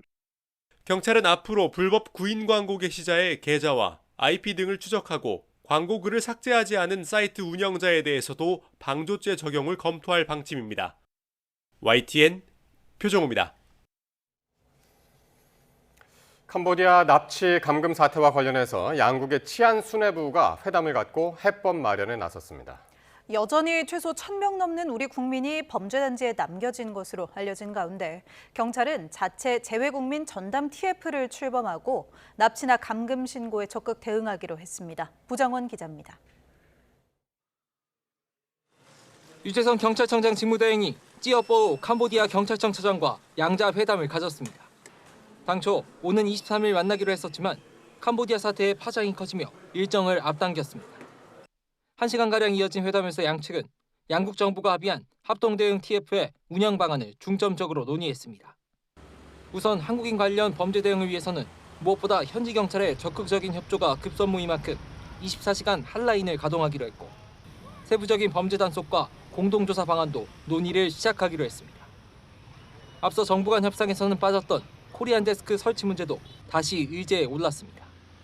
근본적으로 한인 대상 범죄를 근절하려면 현지 당국과 함께 수사할 수 있는 코리안 데스크가 필요하다고 판단한 건데 다만 구체적인 논의는 추후 이어가기로 했습니다. 정부는 여전히 최소 1,000명 이상의 국민이 자이든 타이든 캄보디아 안에서 범죄에 가담하고 있을 거로 추정합니다. 일각에서는 실제 연루된 인원이 2~3배에 달한다는 지적도 있습니다. 얼마나 많은 사람이 납치됐거나 감금된 채 범죄 단지에 남아있는지 알 수가 없는 겁니다. 대부분 제대로 신고도 할 수 없는 처지인 만큼 실종 신고 말고는 단서도 찾기 어려운 상황인데 이에 경찰은 캄보디아 당국과 별개로 자체 집중 태스크포스를 꾸려 대응하기로 했습니다. 해외에서 실종되거나 납치, 감금이 의심되는 경우 범죄 관련성이 있다고 판단되면 적극 수사한다는 계획입니다. 경찰은 또 온라인상에서 고수익 일자리 등을 미끼로 한 유인 광고 게시글에 대해서도 작성자 계좌와 IP 등을 추적하고 알면서도 방조한 운영자도 처벌할 방침입니다. YTN 부장원입니다. 정부 당국자들의 일단 보유세 강화 발언으로 서울 강남의 똘똘한 한 채를 가진 집주인까지 긴장을 하고 있습니다. 여당이 보유세 인상을 검토하지 않는다고 선을 그었는데요. 이 보유세 강화가 어떤 효과를 불러올지도 미지수입니다. 이승은 기자가 보도합니다. 정부가 부동산 세제 개편을 위한 연구 용역을 추진합니다. 김용범 대통령실 정책실장은 보유세는 강화하고 거래는 원활히 하는 방향이라고 말했습니다. 세제 문제도 고민해야 됩니다. 세제 고민해야죠.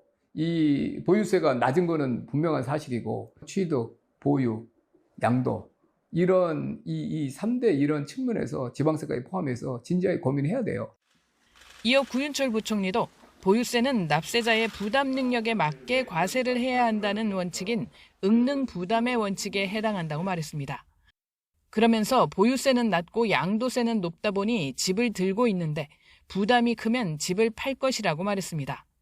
또 미국처럼 재산세를 평균 1% 매긴다고 치면 집값 50억이면 1년에 5천만 원씩 보유세를 내야 하는데 웬만한 연봉의 반이 날아가면 안 되지 않느냐고 언급하면서도 다주택뿐만 아니고 한 채의 고가 주택 같은 경우도 봐야 한다고 말했습니다. 시장이 술렁이자 여당은 보유세 인상은 아직 논의하고 있지 않다고 선을 그었고 기재부도 부총리가 기자 질문에 대한 예로 미국 사례를 들었을 뿐이라며 용역은 올해 결과가 나오기 쉽지 않을 것이라고 밝혔습니다. 내년 6월 지방선거를 의식해 공식 입장을 자제한 것으로 보입니다. 이미 다주택자들을 중심으로는 내년 5월 9일 양도세 중과 유예가 끝나기 전에 집을 물려주는 움직임이 나타나고 있습니다. 지난달 서울의 집합건물 증여가 한 달 전보다 36.5% 증가한 881건으로 연중 최고를 기록했습니다.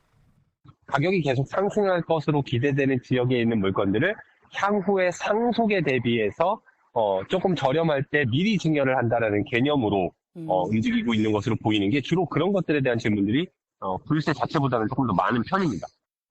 보유세 인상이 시장을 안정시킬 수 있을지도 미지수입니다. 공급도 많지 않고 금리도 인하되고 또 전월세 가격도 불안하고 주택 가격이 내가 세금 나오는 것보다 더 오른다고 생각하면 바로 매각하기보다는 조금 더 보유하려는 생각들이 있을 수 있어서 시장은 일단 다음 달 발표되는 내년도 공시가격 현실화율과 공시가격 개편 방향, 12월 공개될 내년 정부 업무 계획에 촉각을 곤두세우고 있습니다. YTN 이승은입니다. 대통령실은 오늘부터 시행된 11호 부동산 대책과 관련해 이재명 정부는 부동산이 유일무이한 투자 수단이 되는 것을 경계하고 있다고 밝혔습니다. 김난준 대변인은 오늘 브리핑에서 주식시장 등 투자처가 다변화하고 경제가 선순환할 수 있는 구조를 고민하고 있다며 이같이 말했습니다. 김용범 대통령실 정책실장이 어제 SNS에 공급 확대에 모든 역량을 집중하겠다고 강조한 데 대해선 공급 대책을 마련해 확실히 추진하겠다는 의지를 읽을 수 있다고 힘을 실었습니다. 김 대변인은 다만 구윤철 경제부총리가 부동산 보유세 강화 가능성을 내비친 데 대해선 현 시점에서 말씀드릴 게 없다고 덧붙였습니다. 이창용 한국은행 총재가 기준금리 결정을 위한 금융통화위원회 회의를 사흘 앞두고 유동성을 늘려 부동산에 불을 지피지 않겠다고 밝혔습니다. 이 총재는 국회 기획재정위원회의 한국은행 국정감사에서 현 정부의 부동산 대책과 관련한 박대출 국민의힘 국회의원 질의에 이같이 답했습니다. 이창용 총재는 이어 입시 제도 등을 통해 서울로 유입되는 인구를 줄여야 부동산 가격을 잡을 수 있다는 평소 소신도 밝혔습니다. 코스피가 1.7% 넘게 상승해 사상 처음으로 3,800을 넘어섰습니다. 3,775로 출발한 코스피는 장 초반 하락 후 상승으로 전환해 상승폭을 넓히다 전장보다 1.76% 오른 3,814.69로 마감했습니다. 지난주 목요일 3,700을 넘었는데 2거래일 만에 다시 3,800까지 돌파해 장중과 종가 기준 모두 사상 최고가를 경신했습니다. SK하이닉스는 4.3% 오른 48만 5,500원으로 마감해 다시 최고가를 경신했고 삼성전자는 0.2% 오른 9만 8,100원으로 마감했습니다. 대미 관세 협의를 마치고 돌아온 김정관 산업통상부 장관은 미국이 현재 3,500억 달러 규모 대미 투자 펀드 전액에 대해 현금 투자를 요구하는 입장은 아니라고 밝혔습니다. 오히려 우리 입장을 받아들인 측면도 있다면서 협상의 가장 큰 걸림돌이었던 외환 문제에 대해서도 양측이 공감대를 이뤘다고 전했습니다. 박기환 기자가 보도합니다. 하워드 러트닝 미 상무장관 등과 만나고 돌아온 김정관 산업통상부 장관은 이전과 사뭇 달라진 미국의 입장을 전했습니다. 한미가 가장 큰 이견을 보였던 3,500억 달러 규모 대미 투자 패키지의 구체화 방안부터 우리의 의견을 받아들였다는 설명입니다. 원액 현금 투자를 아직도 요구합니까? 거기까지는 아닙니다. 지금. 거기까지 갔으면 이미 문제를 해결할 수 없었을 텐데 그런 부분에 대해서 상당 부분 미국 측에서 우리 측의 의견들을 받아들인 측면이 있습니다. 미국이 정한 투자처에 한국은 투자금만 지급하는 사실상의 백지수표를 요구했던 이전 입장보다 한 발 물러난 셈입니다. 여기에 대규모 대미 투자로 발생할 수 있는 외환 시장의 문제에 대해서도 공감대를 얻어냈다고 밝혔습니다. 외환시장 관련된 그 부분이 가장 큰 허들이었었는데 그런 부분들에 대해서 상당 양측의 공감대가 있었기 때문에 세부 내용들이 그 바탕으로 여러 가지 잔여 쟁점들이 서로 합의점이 이룰 수가 있어가지고 이달 말 경주에서 개최될 에이펙 정상회의를 계기로 양국이 합의를 만들어보자는 데 뜻을 모으면서 협상의 속도가 붙은 것으로 해석됩니다. 5대 그룹 총수와 함께 골프 회동에 참석한 정의선 현대차그룹 회장은 트럼프 대통령에게 방안에 대한 모두의 기대가 크다며 합심에 준비하고 있다고 말한 것으로 전해졌습니다. 에이펙 정상회의를 계기로 한미 관세 협상이 극적인 타결을 이룰지 관심이 집중되고 있지만 오는 31일 두 나라 정상이 만날 때까지 남은 쟁점들을 모두 풀어낼 수 있을지는 미지수입니다. YTN 박견입니다. 초등학교 교사로 근무하면서 고 김하늘 양을 흉기로 살해한 명재환이 1심에서 무기징역을 선고받았습니다. 재판부는 범행의 잔혹함과 재범 위험성 등을 볼 때 사회와 영구히 격리할 필요성이 있다고 인정했습니다. 다만 검찰이 구형한 사형을 선고할 만한 특별한 사정이 있다고 보기는 어렵다고 밝혔습니다. 보도에 이상곤 기자입니다. 지난 2월 초등학교에서 교사로 근무하면서 고 김하늘 양을 흉기로 살해한 혐의로 구속돼 재판에 넘겨진 48살 명재환. 살인 수법을 검색하고 흉기를 미리 구입하는 등 범행을 치밀하게 준비한 것으로 조사됐지만 명씨 측 변호인은 재판에서 심신미약을 주장해왔습니다. 왜 죽였나요? 피해자한테 하실 말씀 없으신가요? 범행 8달 만에 열린 1심 선고에서 법원은 명씨에게 무기징역을 선고하고 위치 추적 전자장치 부착 30년 등을 명령했습니다.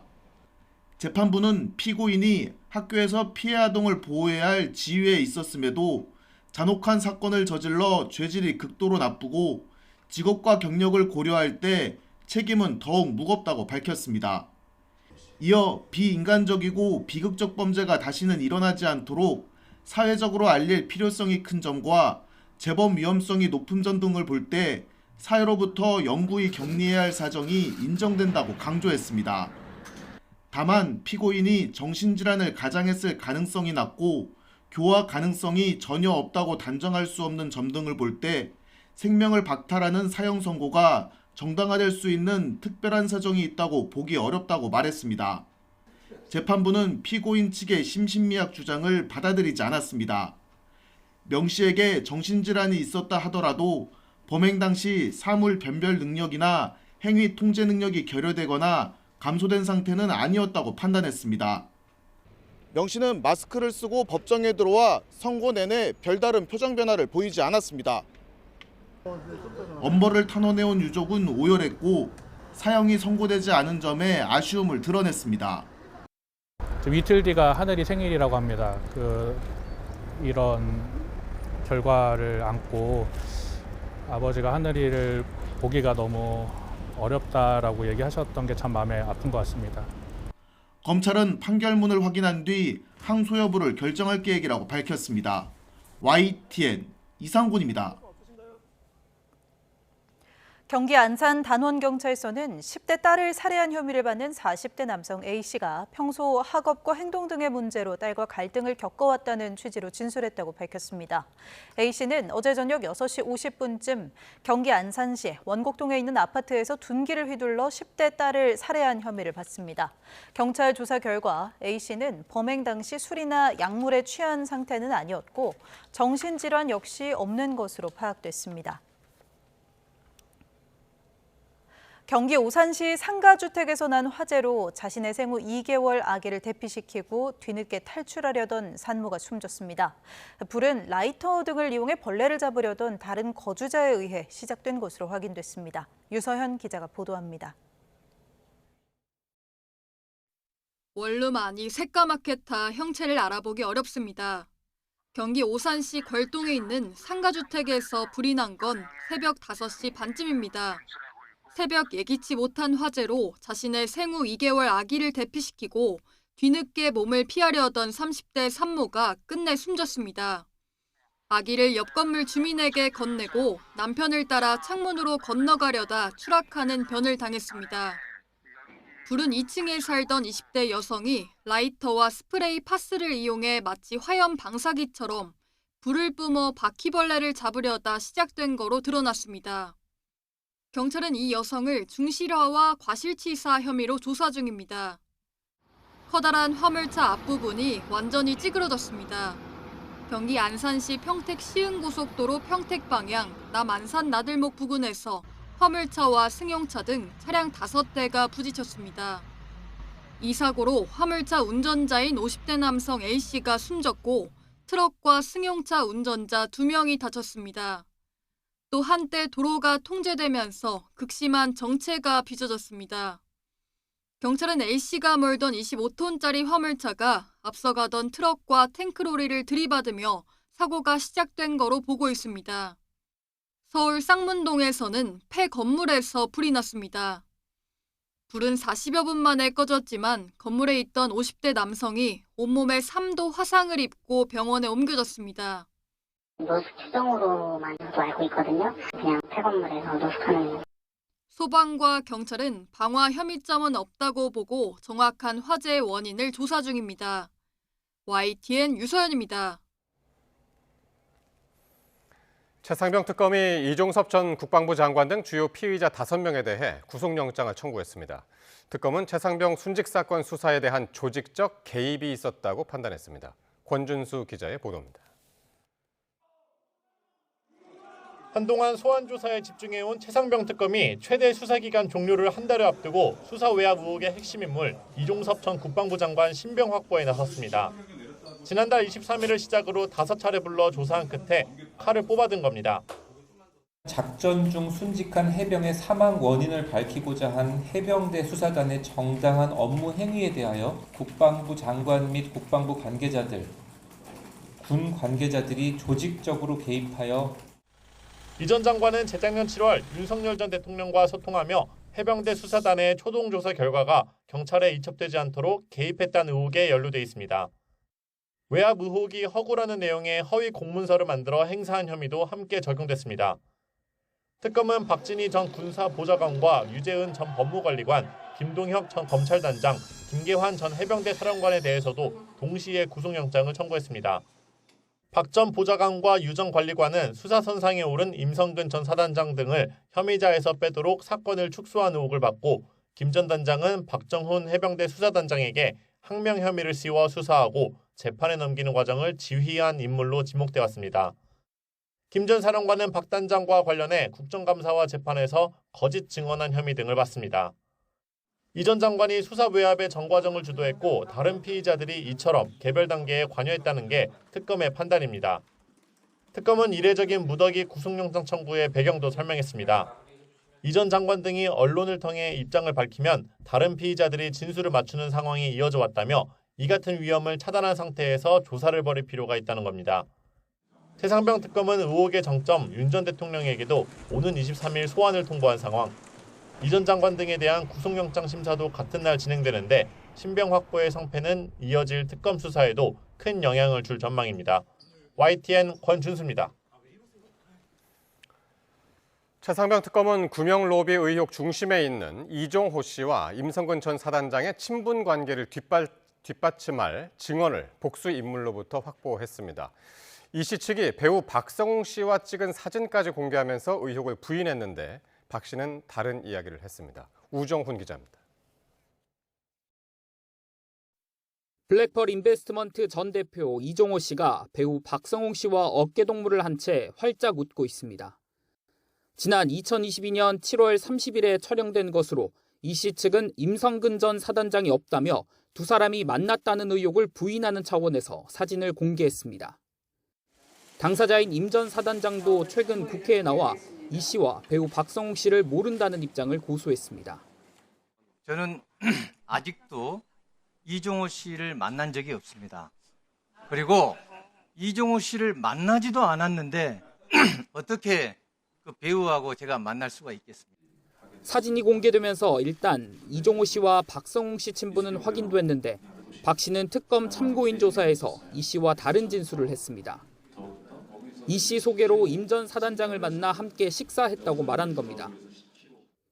특검은 이 진술을 포함해 3명으로부터 지난 2022년 8월에서 9월 사이 두 사람을 한자리에서 봤다는 진술을 이미 확보했습니다.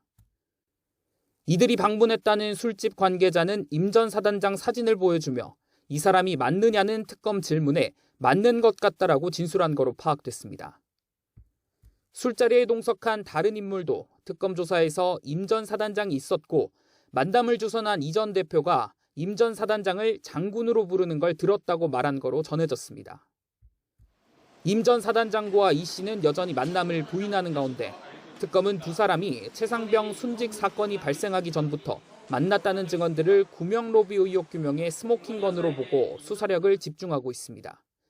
YTN 우종훈입니다. 방위산업 4대 강국 구현을 국정과제로 내건 이재명 대통령이 국방과 항공 우주 분야 연구개발, R&D에 대대적인 예산 투입을 공언했습니다. 이른바 방산을 미래 먹거리 산업으로 키우면서 동시에 자주 국방을 이루겠다는 전략으로 보입니다. 정인용 기자입니다. 35개 나라 600여 개 방산업체가 참가해 신형 무기체계를 대거 선보인 서울국제항공우주 방위산업 전시회. 국군 통수권자인 이재명 대통령은 직접 행사장을 찾아 방위산업 육성 의지를 거듭 강조했습니다. 과감하게 투자하겠습니다.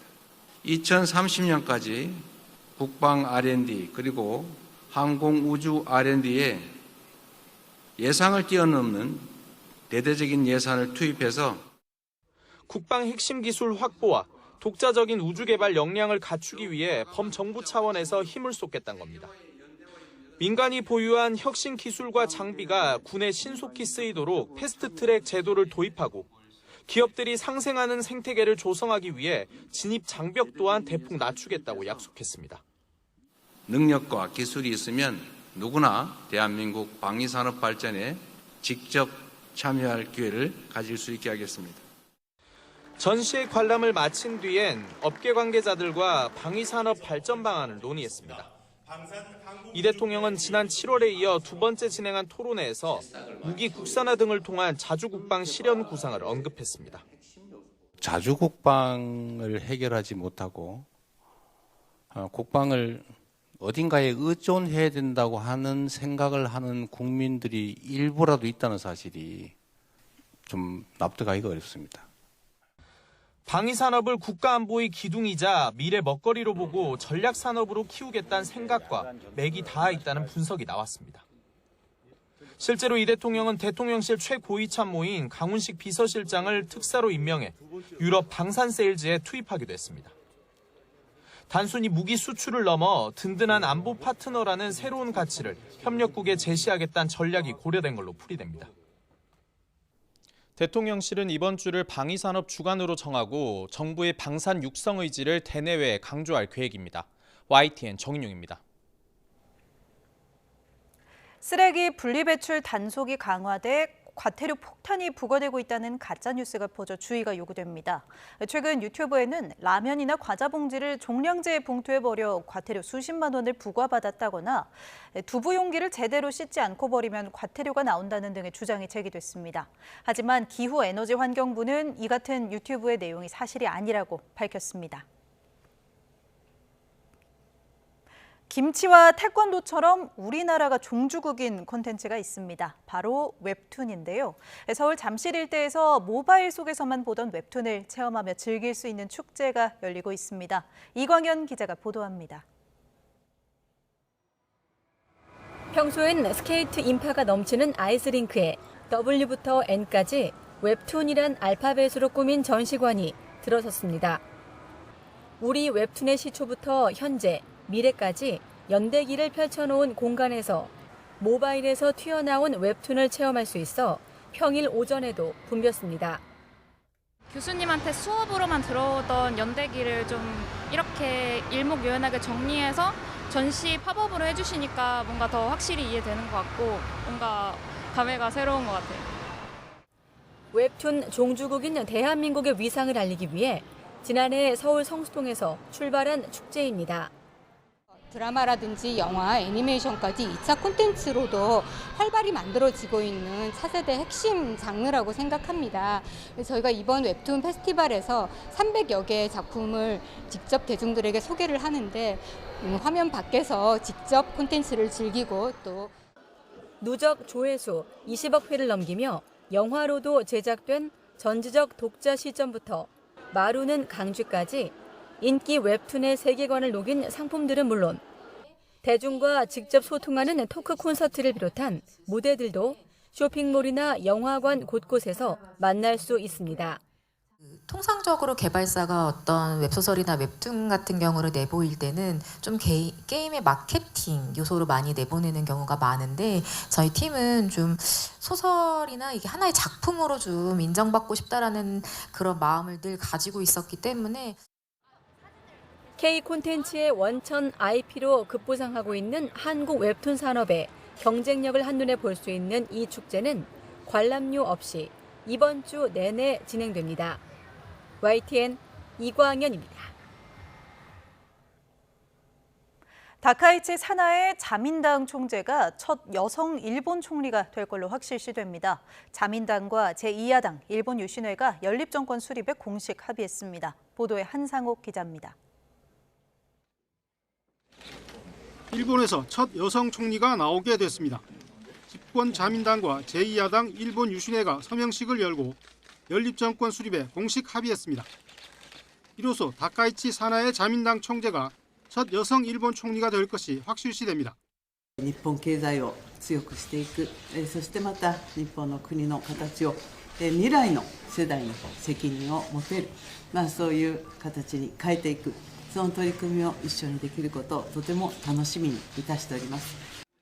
두 당의 중의원 의석을 합치면 231석으로 과반인 233석에 육박하고 다른 야당의 후보 단일화 논의가 사실상 무산됐기 때문입니다. 자민당은 과반 득표 확보를 위해 극우 성향의 참정당과 일부 무소속 의원과도 접촉한 것으로 전해졌습니다. 여야는 총리 지명 선거를 임시국회 소집일인 내일 하기로 사실상 합의한 상태입니다. 자민당이 유신회와 손잡으면서 다카이치 내각은 더욱 보수화, 무경화할 거라는 전망입니다. こういった中で安定して、そして国家国民のために国家運営をする非常に重要なことだと考えています。 다카이치 총재가 총리직에 오를 것이 확실시되면서 도쿄 증시는 급등했습니다. 니케이 지수는 3.37% 오른 49,185로 장을 마치며 처음으로 49,000선을 돌파했습니다. YTN 한상옥입니다. 시진핑 집권 3기 후반부 주요 정치 현안과 차기 5개년 경제계획을 심의하는 중국 공산당 내부 회의가 열렸습니다. 관영 신화통신은 중국 공산당 제20기 중앙위원회 제4차 전체회의, 줄여서 4중 전회가 오늘 오전 베이징에서 개막했다고 전했습니다. 이어 시진핑 총서기가 업무 보고를 통해 제15차 국민 경제 사회 발전 5개년 계획 제정에 관한 제안을 설명했다고 덧붙였습니다.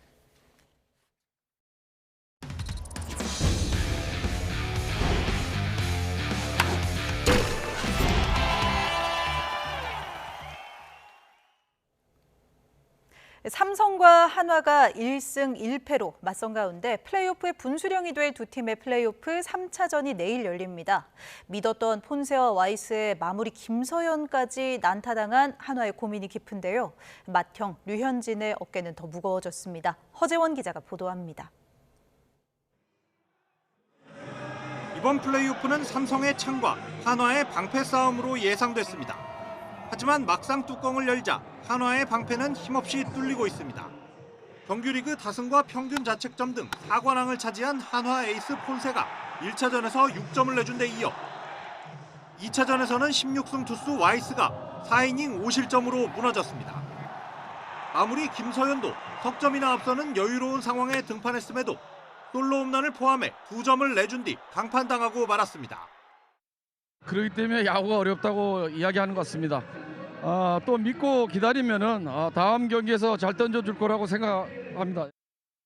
한화가 예고한 3차전 선발 투수는 맏형 류현진입니다. 1, 2차전 모두 삼성 타선에 난타당한 한화로서는 류현진이 최대한 많은 이닝을 소화해주길 바랄 수밖에 없습니다. 하지만 류현진은 투수들의 무덤으로 불리는 대구에서 올 시즌 한 번 등판해 5이닝 4실점으로 부진했습니다. 이에 맞서는 삼성은 분위기가 훨씬 가볍습니다. 1, 2차전에서 홈런 3방을 포함해 안타 23개를 쳐낸 타선에 불이 붙었고 후라도와 원태인이 나설 선발진도 안정적이라는 평가입니다. 항상 저희는 라팍에서 좋은 결과, 흐름을 갖고 있기 때문에 하여튼 우리가 소유의 목표인 1승 1패를 했기 때문에 라팍에서 더 이 분위기를 끌고 간다면은 뭐 3차전, 4차전 더 좋은 모습 보일 수 있을 것 같아요. 한국 시리즈 진출팀을 가릴 분수령이 될 3차전에 야구 팬들의 관심이 집중되고 있습니다. YTN 허재원입니다. 올 시즌 9위에 그친 프로야구 두산이 12대 사령탑으로 김원형 전 SSG 감독을 선임했습니다. 두산은 김원형 감독과 최대 3년 20억 원에 계약했다고 밝혔습니다. 지난 6월 이승엽 전 감독과 결별한 두산은 남은 시즌을 조성환 감독 대행 체제로 치렀고 2022년 통합 우승을 달성했던 김원형 감독에게 지휘봉을 맡겼습니다. 김원형 감독은 두산이 자랑하는 헛술두 문화를 재건하는 데 앞장서겠다고 각오를 밝혔는데요. 직접 들어보시죠. 제가 생각하는 두산 베어스는 항상 강팀이었습니다. 끈끈한 야구를 했었기 때문에 그동안 좋은 결과가 있었다고 생각을 합니다. 저 또한 앞으로 선수들하고 준비 잘해서 그전에 두산 베어스 특유의 그런 야구를 다시 한번 보여드리고 싶습니다. 미국 프로축구 LAFC 손흥민은 입단 이후 폭발적인 득점력으로 팀을 상위권으로 끌어올리며 정규리그를 마무리했습니다. 재작년 입단 이후 팀의 첫 우승을 이끈 메시와도 닮은 꼴입니다. 이대건 기자입니다. LAFC 입단 때처럼 손흥민의 리그 마무리도 깔끔했습니다. 왼쪽을 파고들어 왼발로 날린 가장 손흥민다운 골로 구단의 500번째 골 주인공이 됐습니다. on this goal for Son Heung-min his ninth since joining LAFC. Dynamite. 손흥민은 입단 이후 10경기에서 9골에 도움 3개를 올렸는데 같은 기간 LAFC는 6승 3무 1패를 기록했습니다. 서부 컨퍼런스 15개 팀 가운데 중위권을 맴돌던 LAFC는 손흥민 합류 이후 3위로 상승했습니다. 컨퍼런스 1위 샌디에이고 FC와의 승점 차도 석점에 불과합니다. LAFC는 이제 가을 축구를 준비합니다. 동부와 서부 컨퍼런스에서 각각 8개 팀이 참가하는 플레이오프 첫 상대는 6위 오스틴 FC입니다. 손흥민은 만년 하위팀 마이애미를 우승으로 이끈 메시와 비슷한 길을 걷고 있습니다. 메시는 재작년 리그스컵에서 마이애미의 첫 우승컵을 들어올린 데 이어 지난 시즌에는 MLS 첫 우승까지 이끌었습니다. 리그 마지막 경기에선 해트트릭을 완성하며 득점왕에 올랐습니다. 물론 객관적으로 메시가 한 수 위지만 손흥민의 행보는 메시의 길로 점점 접어들고 있습니다. YTN 이대원입니다.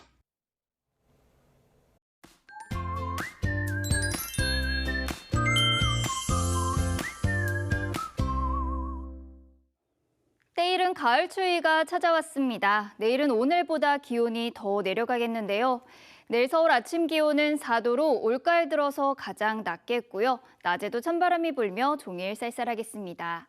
내일 서울 등 내륙 지방은 맑은 하늘이 드러나겠지만 동해안에는 오락가락 비가 이어지겠고 강한 바람과 함께 너울성 파도가 높게 일겠습니다.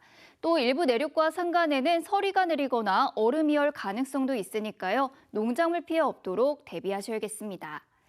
내일 아침 때이른 추위가 절정에 달하겠습니다. 서울이 4도, 대전은 7도, 부산은 14도로 출발하겠고요. 낮에도 찬바람이 불며 체감 온도를 낮추겠습니다. 서울이 15도, 대전 16도, 대구는 18도로 예상되고 있습니다. 주 후반에는 기온이 잠시 제자리를 되찾겠지만 당분간 때이른 추위는 계속되겠고요. 동해안에는 가을비가 자주 내릴 전망입니다. 지금까지 날씨 정보였습니다. 월요일 뉴스나이트 마칩니다. 시청해주신 여러분 고맙습니다.